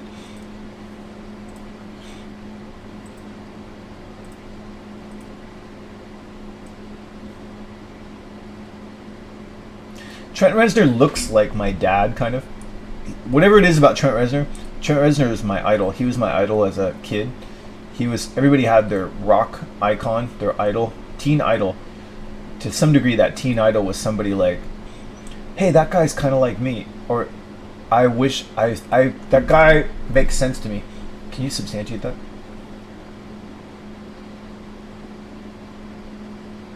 Isn't there a thing where like people, and when they're in high school age, when they're teenagers, people often have like teen idols, and those teen idols, they usually resonate with certain people because they have similarities. People at some deep-rooted animalistic level. Oftentimes their teen idols are kind of like, that guy or girl is a little bit like me. I identify with that guy. That guy makes sense to me. And they might be like genetically or personality-wise similar to that teen idol in a lot of ways. Yes or no? Yeah, so basically like, nobody cares, just record. I was going over this like authenticity thing where they said like, you know, quit the bullshit. Like, who are you, like, really? if you want to tell your like your authentic self. Yeah, I mean basically like, if you want to tell your authentic self, there's a lot of different questions you could ask yourself, and one useful question is kind of like, who were your heroes? Who were your heroes and people that you really identified with, like teen idols? That's probably like, those people or heroes that you have probably are similar to you in ways that you identified with, and they're, because you identified with them as a teenager, they're probably those teenage years, you didn't have time to like put up a lot of masks or do a lot of like practice. Your teenage years kind of reveal some like natural strengths and weaknesses. If you were trying to look, if you were wondering like who's the real you, looking to your high school years can give you some clues, because you didn't really have time to like develop a facade yet, right? Can you answer yes or no? Can you just answer yes or no to my previous question? Yeah, so basically like, what's my point? Basically, I'm going to go ahead and say, as a broad generalization, in my 20s, when I got into college, and then my 20s onward, I was like, oh, like, maybe I can become like one of the cool people.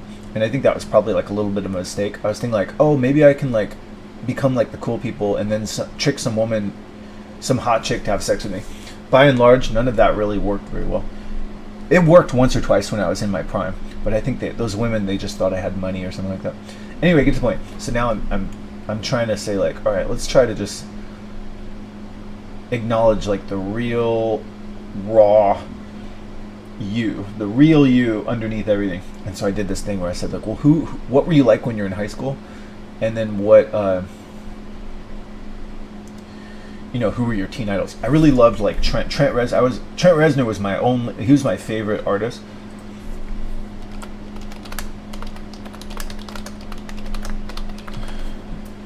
And Trent Reznor made a lot of sense to me, and his music sense. And anyway, Trent Reznor, he was really skinny. He was a really skinny, effeminate dude. And then all of a sudden, he got really bloated. He got really bloated in like, basically in his 40s, like a lot of men in his 40s. He's like, I gotta be a man. I'm too wimpy and effeminate. Like basically, he was kind of like, what's my point? I've already talked about this endlessly. But like, he made sense to me, because in the sense that like, he was really shy. He was really not really shy. What's my point? Basically, he was kind of like a weird guy in the sense that like,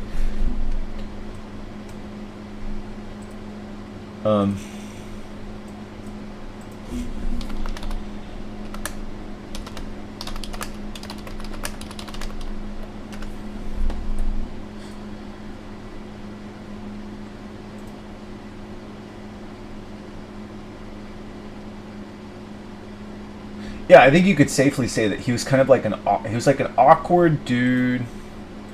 He had some awkward aspects. He had awkward aspects that basically made it so like, if he got, basically he was kind of a nerd. He was kind of a nerd. He was good. He was a talented, nerdy person with a tendency towards like isolating and hiding. He likes to hide. And he had this thing where like, if he was skinny, he could look kind of pretty. He had a big nose. And if he smiled, he has kind of like an ugliness. There's kind of an ugliness to him that's kind of like, he's not gonna like really fit in with the popular people. He's gonna be like, what am I trying to say?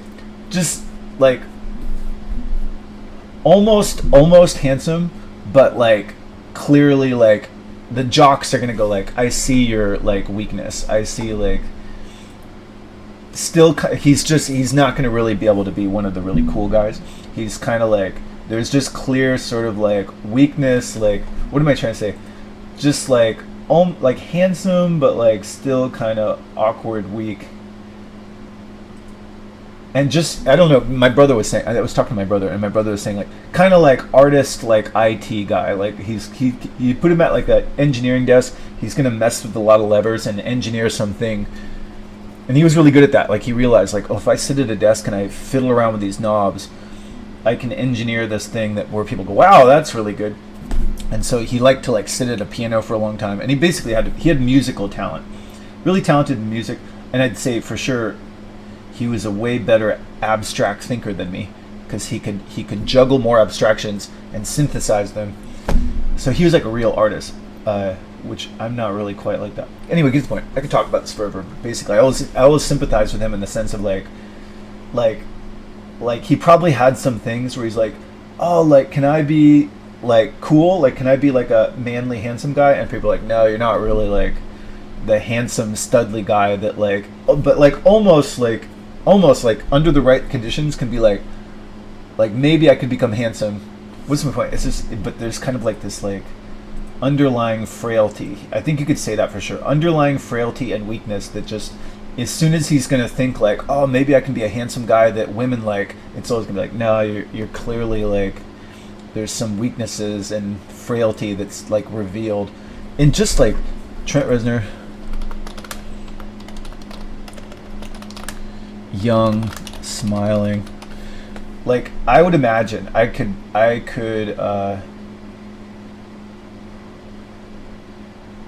I'm probably projecting too much into this, but when I look at Trent Reznor, I see a guy who like almost handsome, right? Almost handsome in like a man, like under the right light, almost like a handsome surfer guy. But then like if he slips up and just kind of smiles, there's kind of like an ugliness, like, and that's kind of what I relate to, is like there's like, if you talk to him for a while and you're looking at some animalistic level, if I looked at him for a long time, it's like, oh, like almost handsome, like strong guy, and then like just under the right light and he does some little thing with his face and it's like some sort of like like some sort of like frail, like Ichabod Crane, like dopey, freaked out, like skinny, dorky weakness thing. And I'm like, oh, I know that feeling. And then so he's probably thinking like, how can I hide that? How can I hide that, like that weak, frail, goofy, awkward, ugly thing that just makes me just not quite handsome, studly dude. That's basically what I identify. I don't know if I identify with that, but I always felt like that. I always felt like, somebody would say, like, you're a handsome guy. And I'm like, really? And they go, oh yeah, I'm a handsome guy. I should dress and act like handsome. And I'm like, well, no, you're not really, like, you're not totally, there's just enough like big nose, weird teeth, there's just enough weakness to just be like still kind of goofy, like awkward, weird, not manly guy. So what's the point? Basically, I just relate to that. I relate to like I would imagine in Trent Reznor's life there was always this feeling of like, can't I be like a handsome guy? Like I'm almost handsome, almost like surfer handsome, cool guy. And it's like, if you try to just be like the cool guys are gonna be like, you're not really like us. Like you're not really like a cool, studly. He's not going to join the surfer guys at like the studly, handsome stuff. He's going to be like doing some nerd thing that the studly guys are going to like, you should go play with your knobs and do your little engineering thing. And so what's the point? Basically, I relate to that. I relate to a guy who's just like, so basically, get to the point. He basically just, he's good at art, and he was like almost handsome, but not really super handsome. Not studly, handsome, strong, respectable man guy. Basically, like, just had some weaknesses. He had some weaknesses that he couldn't escape, so he tended to isolate a lot. And then basically he got into his 40s, and he said, fuck it, I'm getting old and gross, I'm just going to take steroids. And so he got hopped up on steroids in his 40s, and it just didn't really work. What's the point? I really love Trent Reznor. As like a human, I'm just like, oh, that's the guy, that's the teen idol I really relate to the most. What's the point? Trent Reznor, Trent Reznor steroids. Just clearly on steroids, but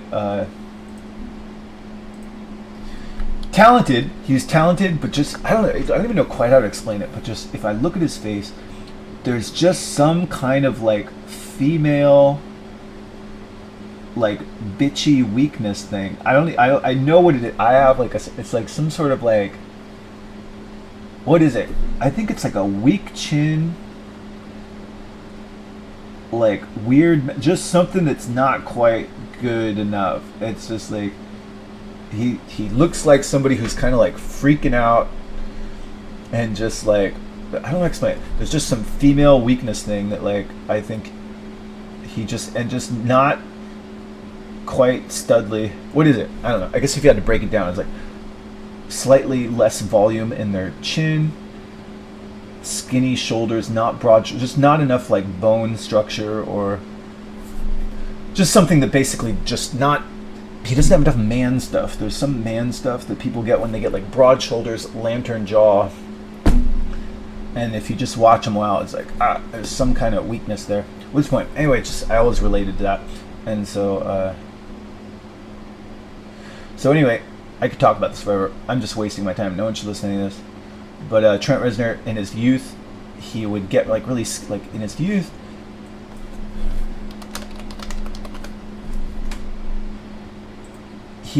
There was a thing where, like, when he was in his 20s, he could almost be like a woman. Like, there's things where he dressed up like a woman, and he's like, well, I almost make like a better woman. And so in his 20s, or when his youth, he thought like, well, like, what if I just be pretty? And so he went through this thing where he was in his 20s, where he'd go on stage wearing like hoop,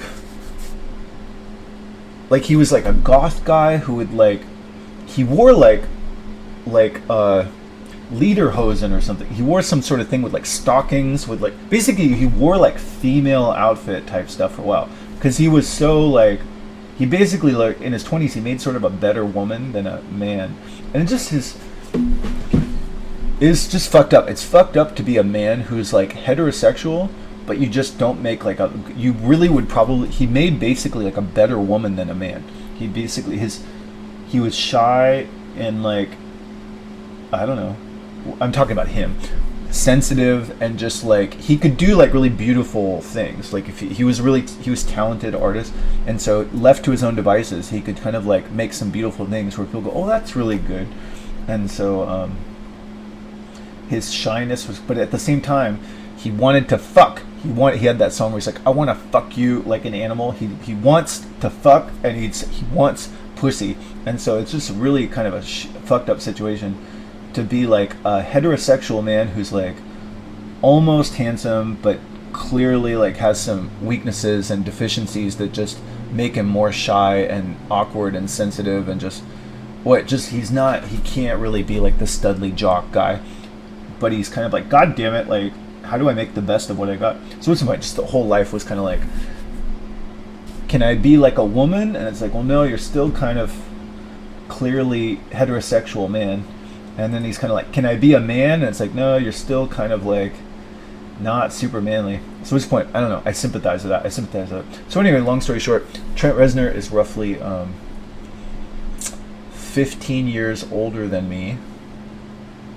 And so he went through a phase in his 40s. I'm not nearly as good as Trent Reznor in many, many different realms, but I do relate to him, and I kind of look at him as like, well, what did he do? What did he do as somebody who's like similar? I relate to him. I sympathize with him. I'm not totally like him, but out of all the teen idols that I had available in the 90s, he was the guy that I thought like, he makes sense to me more than others. So anyway, in his 40s, he's like, God damn it, like, I'm falling apart. He was always freaking out about like aging too. A lot of his songs are basically like, I think he had this song called In This Twilight, and he's basically just crying about like he had a song called like Things Falling Apart, and he definitely expressed fear about like existential dread and like falling apart, and just, you know, he had that one of my favorite songs by him is Terrible Lie, and he says like, don't turn away from me, I need someone to hold on to. He's just clearly like clingy and scared, and just what's the point? I don't know. I think a lot of that was like overemphasized. That was kind of his he put that on more than he actually had in real life. I mean, the guy was a rock star with like a multi-million-dollar enterprise. I'm sure he was much more capable than he seemed in his songs when he was crying. But that's, to some degree, he must have felt a little like that. Get the point. Basically, identify with Trent Reznor. I think you could definitely say that, like, in spite of his success, he certainly had some weaknesses that were true to his songs. They were probably a little exaggerated, but like, anyway, just basically I sympathize with you. Anyway, long story short, in his 40s, he got hopped up on steroids. And then and when he did that, his music wasn't really good. And now he's kind of like not really on the steroids anymore. And so what? Now he's making really good music for movie soundtracks. What's your point, Sean? He looks kind of like gaunt though. Like I don't want to get all like gaunt and like skinny. Like I don't want to get all like frail. What's the point? I'm basically just trying to think like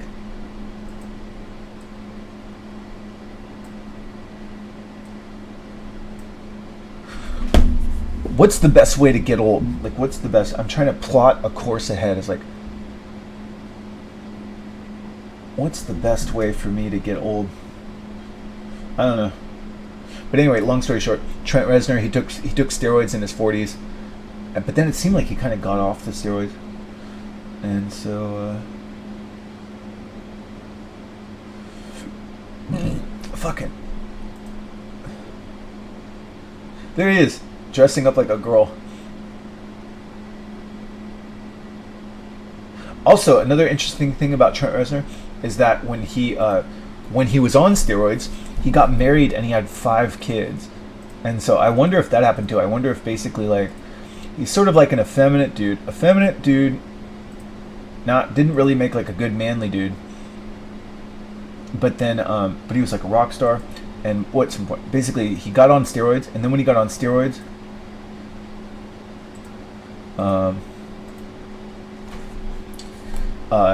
during his height of steroids, he married a woman and he knocked up that woman 5 times, and so that's kind of my thinking too. It's like, well, maybe if I just stay on steroids. Just the horniness might make me like have sex with somebody. Basically, like, I guess what I'm saying is like, I don't know what I'm saying. What am I saying? It just seems like steroids were not good in my youth, but I've had this thought for a long time.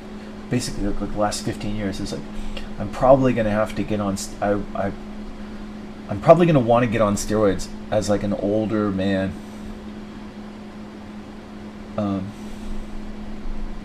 Anyway, I've talked about this over and over. I've tried this.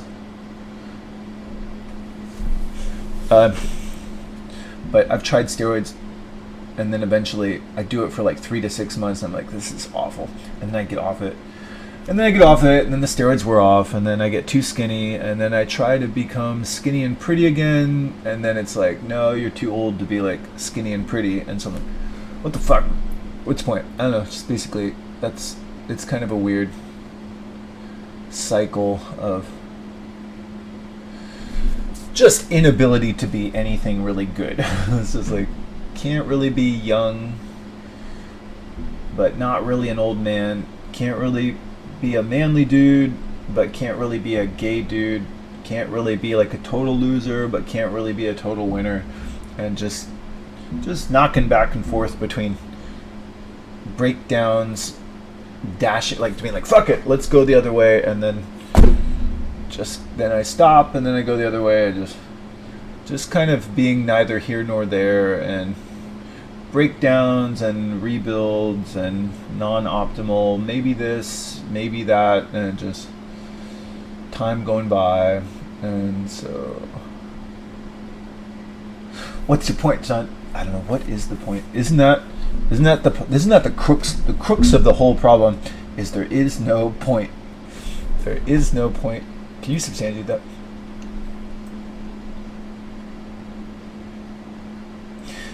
As a broad generalization, could you say that in the case of magnetism, and just the case of the forces that tend to drive people's lives, the true absolute north point that those forces are driving towards in the case of magnetic polarities, and the true absolute south point is never totally there.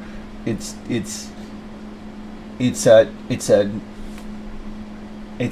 not absolute, and it fluctuates, and it's kind of an oasis that the drive of those forces that both of them create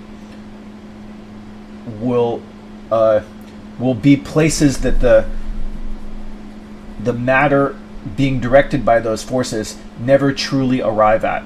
It's somewhat elusive.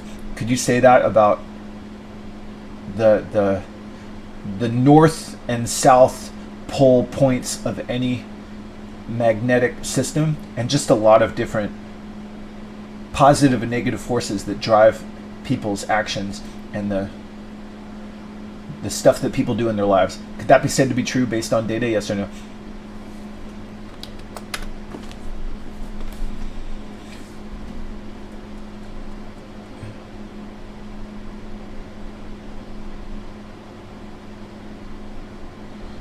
So the answer to my previous question could be yes, based on data, right?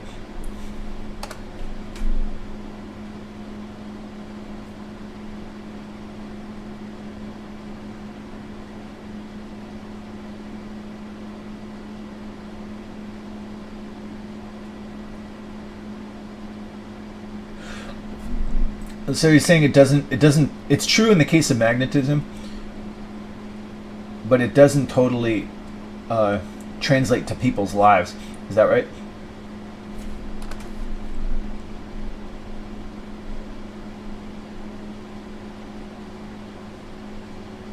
Can you explain? Can you explain? Testing. Can you explain to me how it doesn't translate to people's lives? Measurability and definition. Magnetism. We can precisely measure the Earth's magnetic field and track the movement of magnetic poles using scientific instruments. The north and south magnetic poles are defined by orientation and magnetic field lines. Human lives. Definable absolute north-south in human life is subjective and varies greatly among individuals. That one person considers the print. Anyway, what are you trying to say, Sean?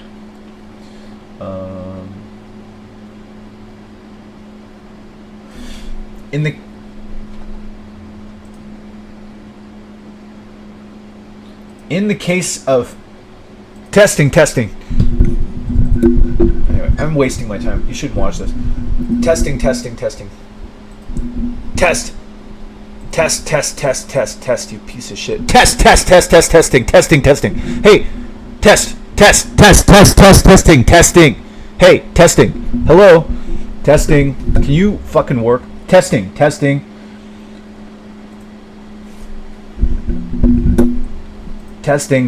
Hey, okay, so in the case of like electromagnetism or alternating current, could it be said to be true that like there's poles, there's like magnetic north, magnetic south, positive pole, negative pole? In the case of like alternating current or just electricity that goes between north and south poles, the electricity never totally reaches an absolute true north or true south before it kind of switches directions. Could that be said to be true or no? Could that be said to be true or no? Yes, in the context of alternating current and electromagnetic fields it generates, you can definitely say that something analogous to the earlier point about like the magnetic poles never being truly absolute reach before switching. So that is true, right? That is true. Yes. Is that true? Yes or no? Testing. Is that true? Yes or no? All right. So just isn't that sort of the case in people's lives too? Like people have certain like destinations and like goals and stuff, but it's not really totally exactly what they wanted. Or is that not true? Do people just kind of oftentimes have like loose goals and metrics for like when they officially achieve something, and as long as that definition is loose enough, they can absolutely attain that goal? Like if I had a goal to get a blue belt, if I was given a blue belt, then that would have been absolutely an achieved goal, right?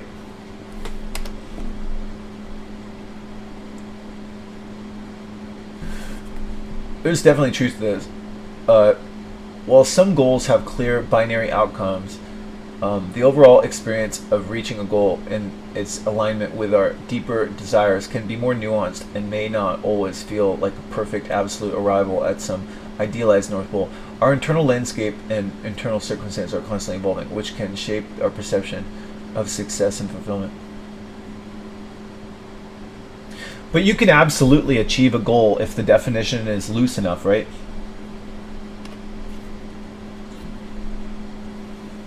Anyway, what's the point? I don't know. I think I'm full of shit. And you can achieve goals. If your goal is to marry a pretty blonde woman, if you marry a woman and she's pretty and blonde, to most people, mission accomplished. If your goal is to get a blue belt, that's a absolutely achievable goal where you say, "Here's, I got the fucking blue belt, mission accomplished." If your goal is to make 6 figures, if you go to your bank account and your bank account says you had direct deposits of $120,000, you can absolutely, I made that fucking goal. So what's the point? I think basically, but what's the point? Basically,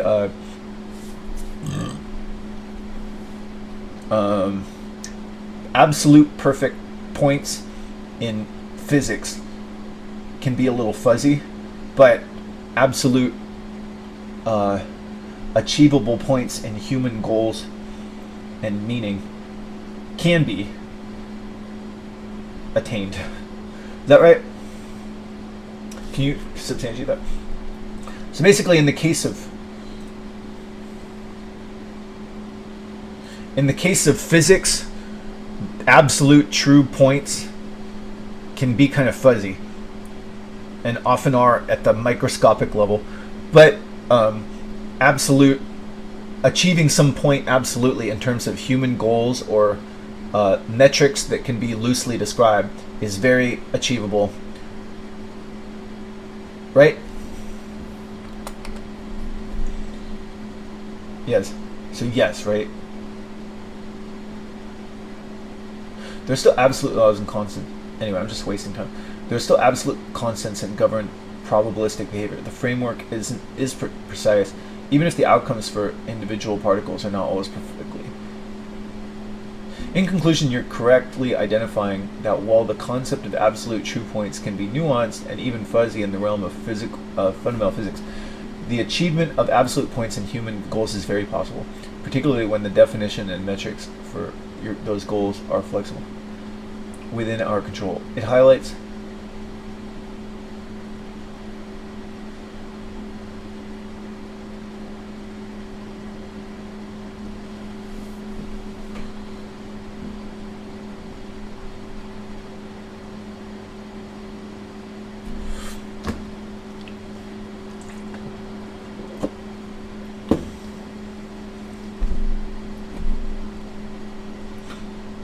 so there can be like a point to stuff when you're talking about like meaning in humans' lives, and there's you can say like this is the point, and then you can like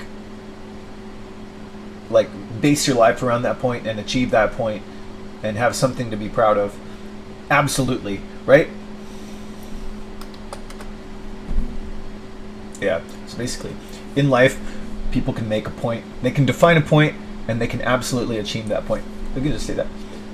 So in life, we can all define a point or have that point defined by others, and we can absolutely achieve those points. That's very doable for humans if they make definable and attainable points to life or their life, right? Yeah. And it's kind of good to do that, right? It can be good to do that. It can be good to tell yourself that's the point. You can make up your own or have that defined by others, and then chasing and attaining those can make you feel good and give you some shit to do other than think about death all day, right? Yeah. So that's good. Just give yourself a point. You can absolutely achieve that point. You could be like, I wanted to run 5 miles. I fucking did it. The point is for the next hour I want to run 5 miles. Like I fucking did it. And to say like, and to just kind of be like nihilistic and say there's no point in life is kind of bad. Like, right? That's not particularly good for motivation, lifestyle, happiness, etc. Right?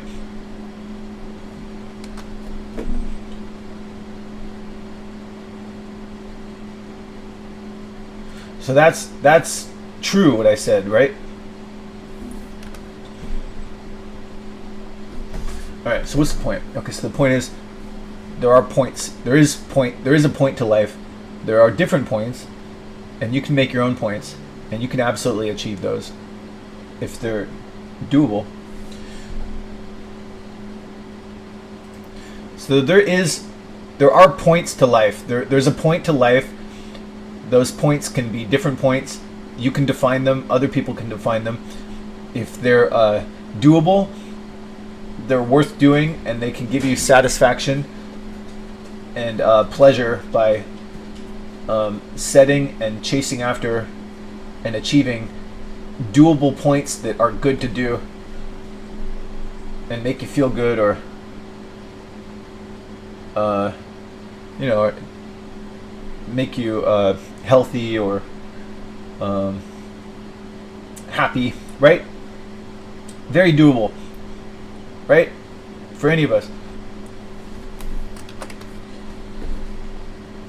Yeah. So there's a point. There's a point for life. You can make it up. You can give it. You can have it given to you.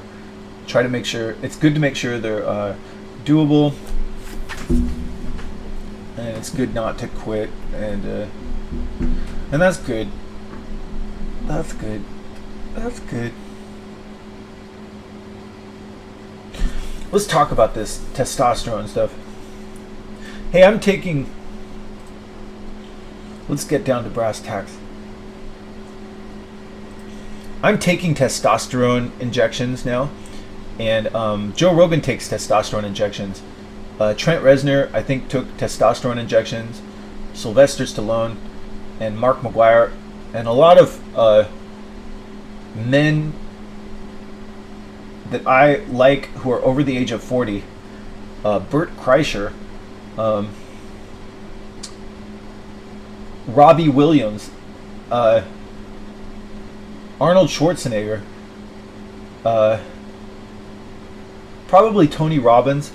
Just a lot of like cool dudes over the age of like 40 that I think are cool, where I'm like, well, that doesn't seem like a terrible way to exist in your 40s and 50s. They take testosterone, and so I would like to try to stay on testosterone, and I've noticed some pluses and minuses. Do these corroborate with data? I noticed that like there seems to be like a little more stability. I don't feel like my bones are crying. I don't feel as depressed during sunset. There's kind of like a keep on trucking, it'll be okay feeling. There's like more muscle mass, less kind of like deflated, like shrink wrap, shriveling neck, and like more muscle mass, less like decrepitness over time, and just like maybe like a little more of like a feeling of sunshine, even though it's artificial, and like a feeling of security. Are those common? Like basically there really are like kind of like pluses and minuses to there's pluses and minuses to testosterone after the age of 40, and it's a lifestyle choice. The guy on Clear Hot, Andy Stumpf, the Navy SEAL on Cleared Hot, he's admittedly on testosterone after the age of 45. So this is kind of like a lifestyle choice that has kind of like pluses and minuses for a lot of men. And can you list those pluses and minuses, particularly ones that like are similar to what I've defined?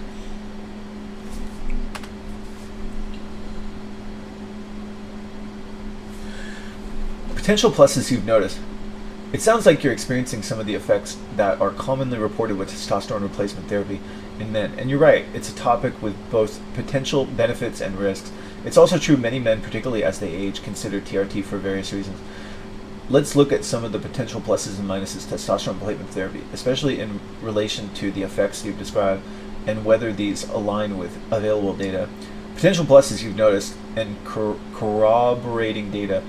More stability and improved mood. Your feeling of keep on trucking and less depression during sunset aligns with some data suggesting that adequate testosterone levels contribute to mood regulation and a sense of well-being. Low testosterone is sometimes associated with symptoms of depression, irritability, and fatigue. So like more energy, less fatigue to some degree. TRT can potentially stabilize mood in men with clinically low testosterone. Reduced bone discomfort. Your feeling of your bones are crying could be related to testosterone while maintaining bone density.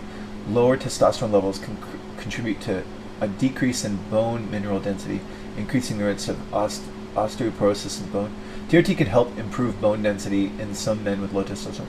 Increase muscle mass and reduce deflated feeling. This is a well-known effect of testosterone, and an anabolic hormone that plays a key role in muscle protein synthesis, leading to increased muscle mass and strength. Men with low testosterone often experience a decrease in muscle mass and an increase in body fat, which TRT can help reverse. Feeling of sunshine and security. While less direct, an improvement in overall energy levels, mood, and physical well-being can certainly contribute to more positive outlook and create sense of security and vitality. This aligns with broader effects of TRT on energy levels and mood. So there's a lot of data that says that like TRT can create improvement in overall energy levels, mood, and physical well-being that can contribute to a more positive outlook and greater sense of security and vitality. Those are like well-documented things that TRT often does, right?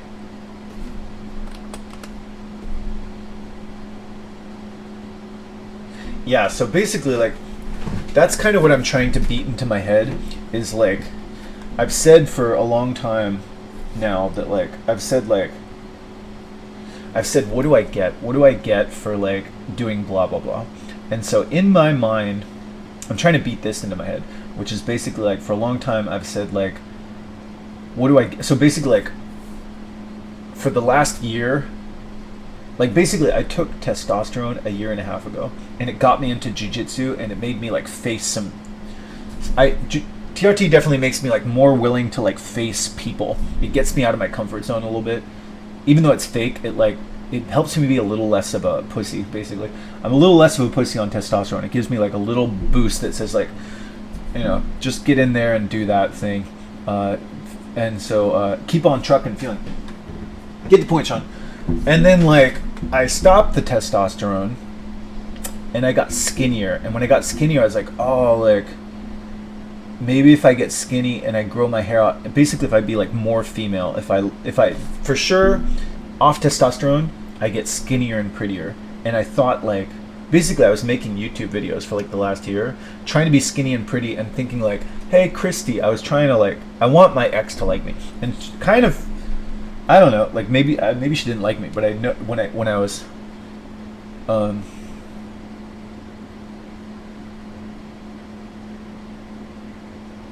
what's your point, John? I thought there was something in my head that says if I just get skinny and pretty, maybe my ex will like me. And I would imagine, I don't totally know, but I would imagine my ex and a lot of women are just looking at me being like, too old, too, like, you're not turning me on, like, you're too old. And I know my ex well enough. I mean, I can't totally imagine but I would imagine like the whole time is like, you're not cute anymore. And I'm not cute anymore. And I kept thinking over the last year, like maybe if I just keep working out, I can be young and cute looking like I was in my prime. And I can't really, like, even if I work out till the cows come home and even if I do this and that, I still look, there's just kind of like, you're old.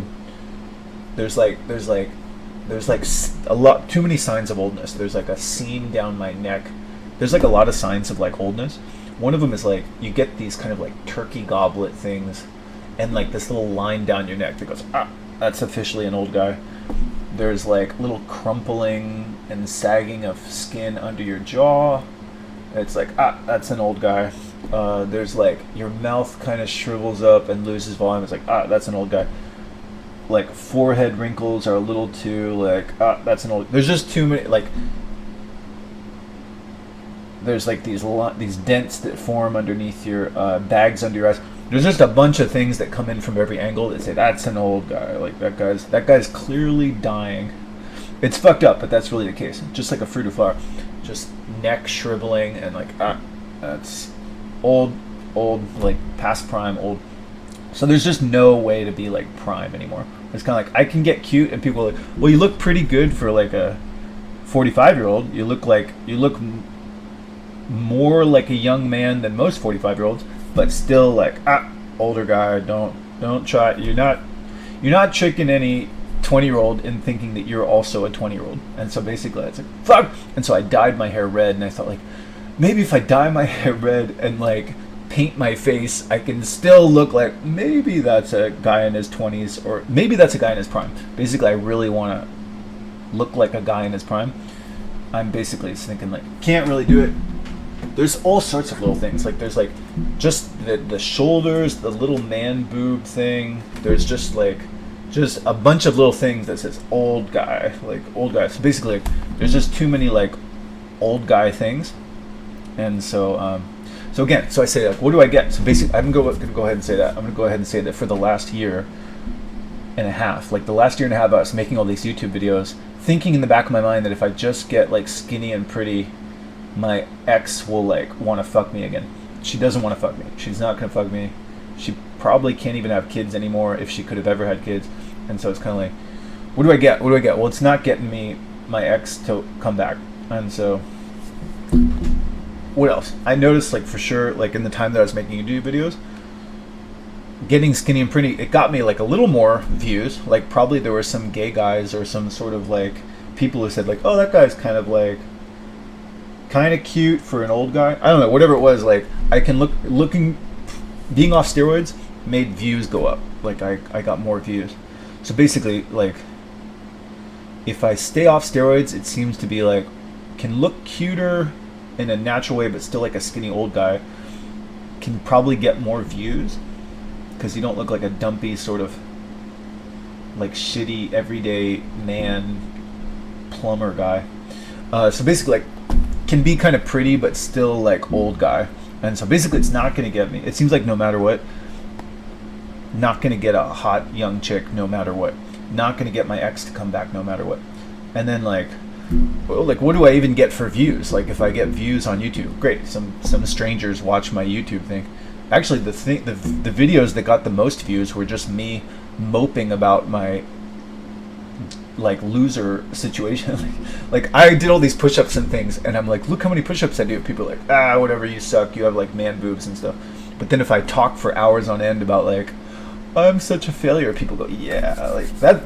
People want to, the only thing people really want to see me do is like basically be like a loser failure. And so again, I'm thinking like, what do I get for views? Like, well, even if I wanted to get a lot of views, the thing that tends to get the most views is basically like moping about, just basically depicting myself as a total loser failure. It's like, yeah, fuck yeah, we want that. I'm like, well, I don't really want to do that. And so, but that, if I take testosterone, I do that more. It's like, if I do testosterone and I go jiu-jitsu, I don't do that shit quite as much.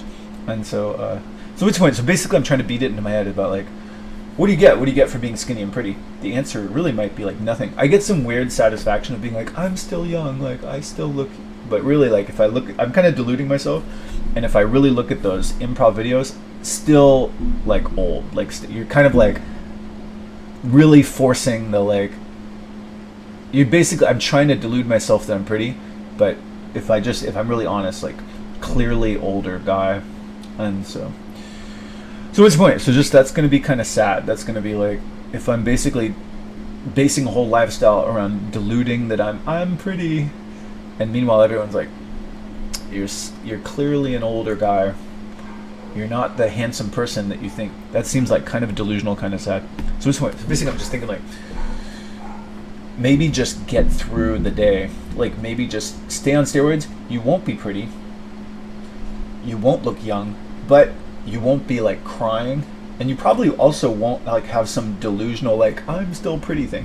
Like maybe you can just cope with life as like, you know, like maybe you can just keep a job. Maybe you can just do some work, do some artwork, do a job, show yourself to the world as somebody who's not. You're not somebody that people really want to look at. You never really were. Like, yeah, even if you got pretty, you can be like okay, but like you're not going to be like some model person. You never were some model person. So basically, that's kind of what I'm trying to say. Is like, what do you get for having social media views? Nothing really. I'm not making any money from it. I guess I have like a weird like, hey, people like me, but like really, they just. You mostly are just if you're making videos. You're mostly just good for seeming like a failure. Like you're the most interesting thing about you in videos is like telling some loser story of failure, which is kind of the real situation. Like if you're gonna be honest, what you can really talk about honestly is like life as a jobless person sheltered by your dad at 45 with no job opportunities. That's what you can authentically talk about with people. Well, that now you sound like you're being honest. And so like, do you want to do that? Do you want to make a lot of videos just seeming like a loser? You can get more views that way. Maybe it's like a joke. I don't really want to like drone on for like 5 hours about losing. So what's your point? So basically like maybe occasionally I'll make some like it's kind of fun to just make like an exaggerated like loser thing that seems it's like slightly bullshit. Maybe I'll do that, but basically I don't want to spend like a ton of time doing that. What do you think? I think I'm just gonna stay on steroids, forget trying to be pretty, forget trying to get views,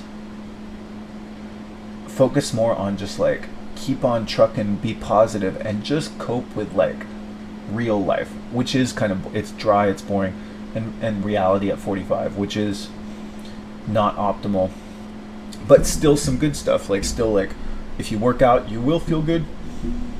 You will, if you work out every day, you can be more fit than most 45-year-olds, and like you can be pretty healthy for your age, and you can go running with your dogs, and you can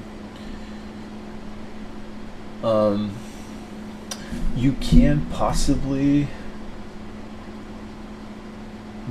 with steroids or without steroids, you probably can be attractive enough to find a mate who's like your age who can give you a boner. I know you want to believe like I only want a supermodel who looks like Kate Upton, but if you're really honest, and you know, and also probably with the steroids and the horniness, like there's definitely more horniness. There's more like male boner inducement from testosterone that could make I could over the next 5 years, if I stay on testosterone, or even if I don't stay on testosterone, it's definitely doable to like find a woman who's somewhat within my age range who I could get a boner for, and I'll be better able to get a boner for if I'm on testosterone. And so what's the point? I think that's not unrealistic. I think like basically that's probably a good idea is like hang in there, stay in shape, don't expect to get like a 20-year-old hot chick, but just expect that like maybe if you just like get a job and don't cry all the time, you can find like a person somewhat within your age range. Like let's just say like within 10 years, she might be like late 30s, early 40s, and like if you're honest, like you could easily get attracted to her, and she could be attracted to you, and just yeah, that's probably like a doable thing. I was saying like nobody cares, but just for record, I keep saying to myself like, is there any? No, you shouldn't listen to this. If you're listening to this, don't. If you're a older woman, just turn it off. I'm not trying to be mean, but I'm just doing my own little therapy here. This is all stupid. It's not really. It's all just talk. What am I saying? I keep asking myself this. I'm like, is there any woman that I'm really attracted to over the age of 40? I'm sure there is. Let's say like 43-year-old. Let's just say 45-year-old woman. Now be honest, Sean. Pretend you're hooked up to a lie detector test. Could you have sex with her?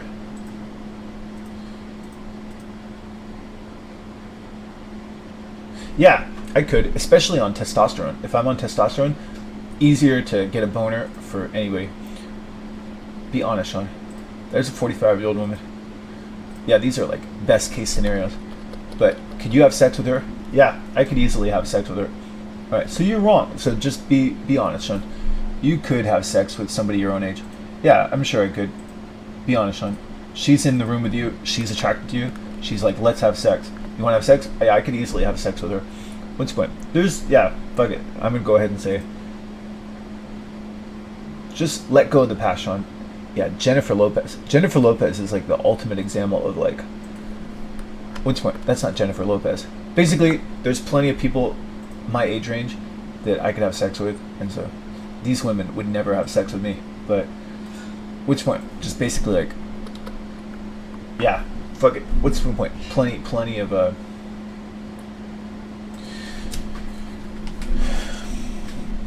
plenty of older women that I could easily get a boner for, and I'll be better able to get a boner for them on a regular basis with testosterone. So I'm basically thinking like, let's transition to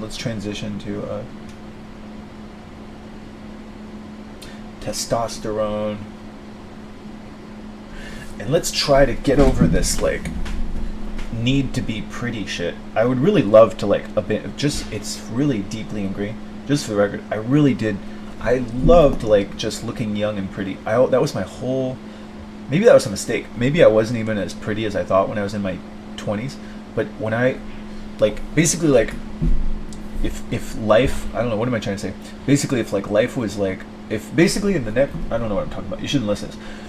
But basically like, if artificial intelligence makes it so they can like change genetics and change age, and like turn life into some heavenly like, hey, you can just like, basically if artificial intelligence, what do they talk about? I'm not sure how to explain this, but basically like, they might have something called the singularity in like the next 5 or 10 years. This is kind of like sci-fi, but like in theory, you could have something where like computers, artificial intelligence figures out how to make itself more intelligent, and there could be this just crazy, like endless infinite intelligence from artificial intelligence that just makes it so they like cure cancer and they stop aging, and they just make it so there's like machines that say, what do you want in life? You want to be young? You want to look like a supermodel? There you go. And like people just go, really? I don't have to die and I can just look like anything? If they had that and they just said, what do you want? What do you want in life? First thing I would want is I just want to be young and beautiful, like a supermodel. That would easily be like the most gratifying thing. And just in my own nobody cares, but just in my own stupid life, that always rang my bell more than anything else. Just anytime I thought I looked beautiful, like young and pretty and untouched by death, that made me feel like on cloud nine more than anything else, in like a sick way, like a sick sort of like that's like the best thing. And so what's the point? Basically, I want to like kind of like let that go. It's just, I think that was probably always unattainable. It wasn't even the best means of like trying to get a woman to like me. And then it's kind of like a sickness. It was kind of like a sick obsession with like my face and like starving myself. And I always like tried to let it go, but I was like, no, I just want to have a pretty face. And so I like to like obsess over faces. And I want to have like skinny face. It's some sickness that I acquired in the 90s. And it probably has like resulted in a lot of like shyness. Basically, I've always thought it would be cool to get over that, but boy, it's a real temptation. Like, it doesn't take much. If somebody just basically says like, hey, we got this thing that can make you young and beautiful, I'll be like, I'll do anything. Like, just, I always wanted like a nose job, and just like, I'm a real sucker for that. I'm a real sucker. If I start to think like maybe I can be young and cute and beautiful, I'm just like, that's what I really want. Anyway, but I think there's a wiser part of me now that basically says like, maybe that's a weakness. Like maybe that's a weakness, and even though it feels good, maybe it's like a bad thing. Maybe like dropping that and just being willing to just be like fucking be a man, John. Be willing to be like a little ugly and accept your ugliness and be like, don't care, I'm fine. I want to work out and I want to like stay in shape, but it would be cool to like let go of like, I want to be beautiful, because I think a lot of it was like delusional anyway. Like, anyway, what's your point, Sean? Yeah, maybe that's a good thing to do. Anyway, nobody cares, but just record. I tried that when I was I tried that 10 years ago. I tried to get on steroids, and I said, fuck it, I'm just gonna be a man. But I never really like it. I don't really like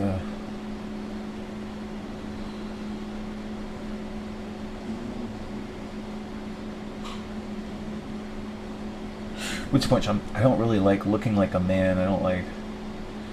I never understood those men who are just like, I'm ugly. I don't fucking care. Just I don't make a good man. I want to be pretty. I want to be beautiful, but I do like pussy. And so what's your point? Probably good to like let that go for a variety of reasons.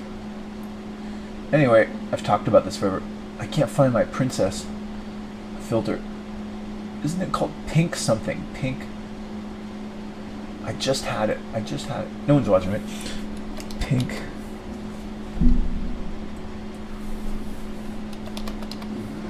No, I did your bullshit.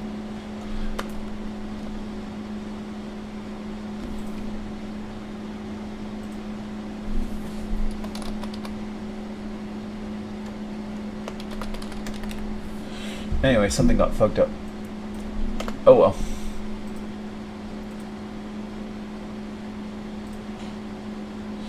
Oh, my thing got... They... Uh-oh. It's serendipity. Isn't that the right term? I was talking about how no more delusional prettiness, and then the world is like, that's right. We're not even gonna let you do it anymore. We're gonna take away the filters. As I was saying, like, just deal with reality. Don't cling to delusional prettiness. Life is like, that's right. And then snap camera broke down. The world is gonna help me by taking away my crutches.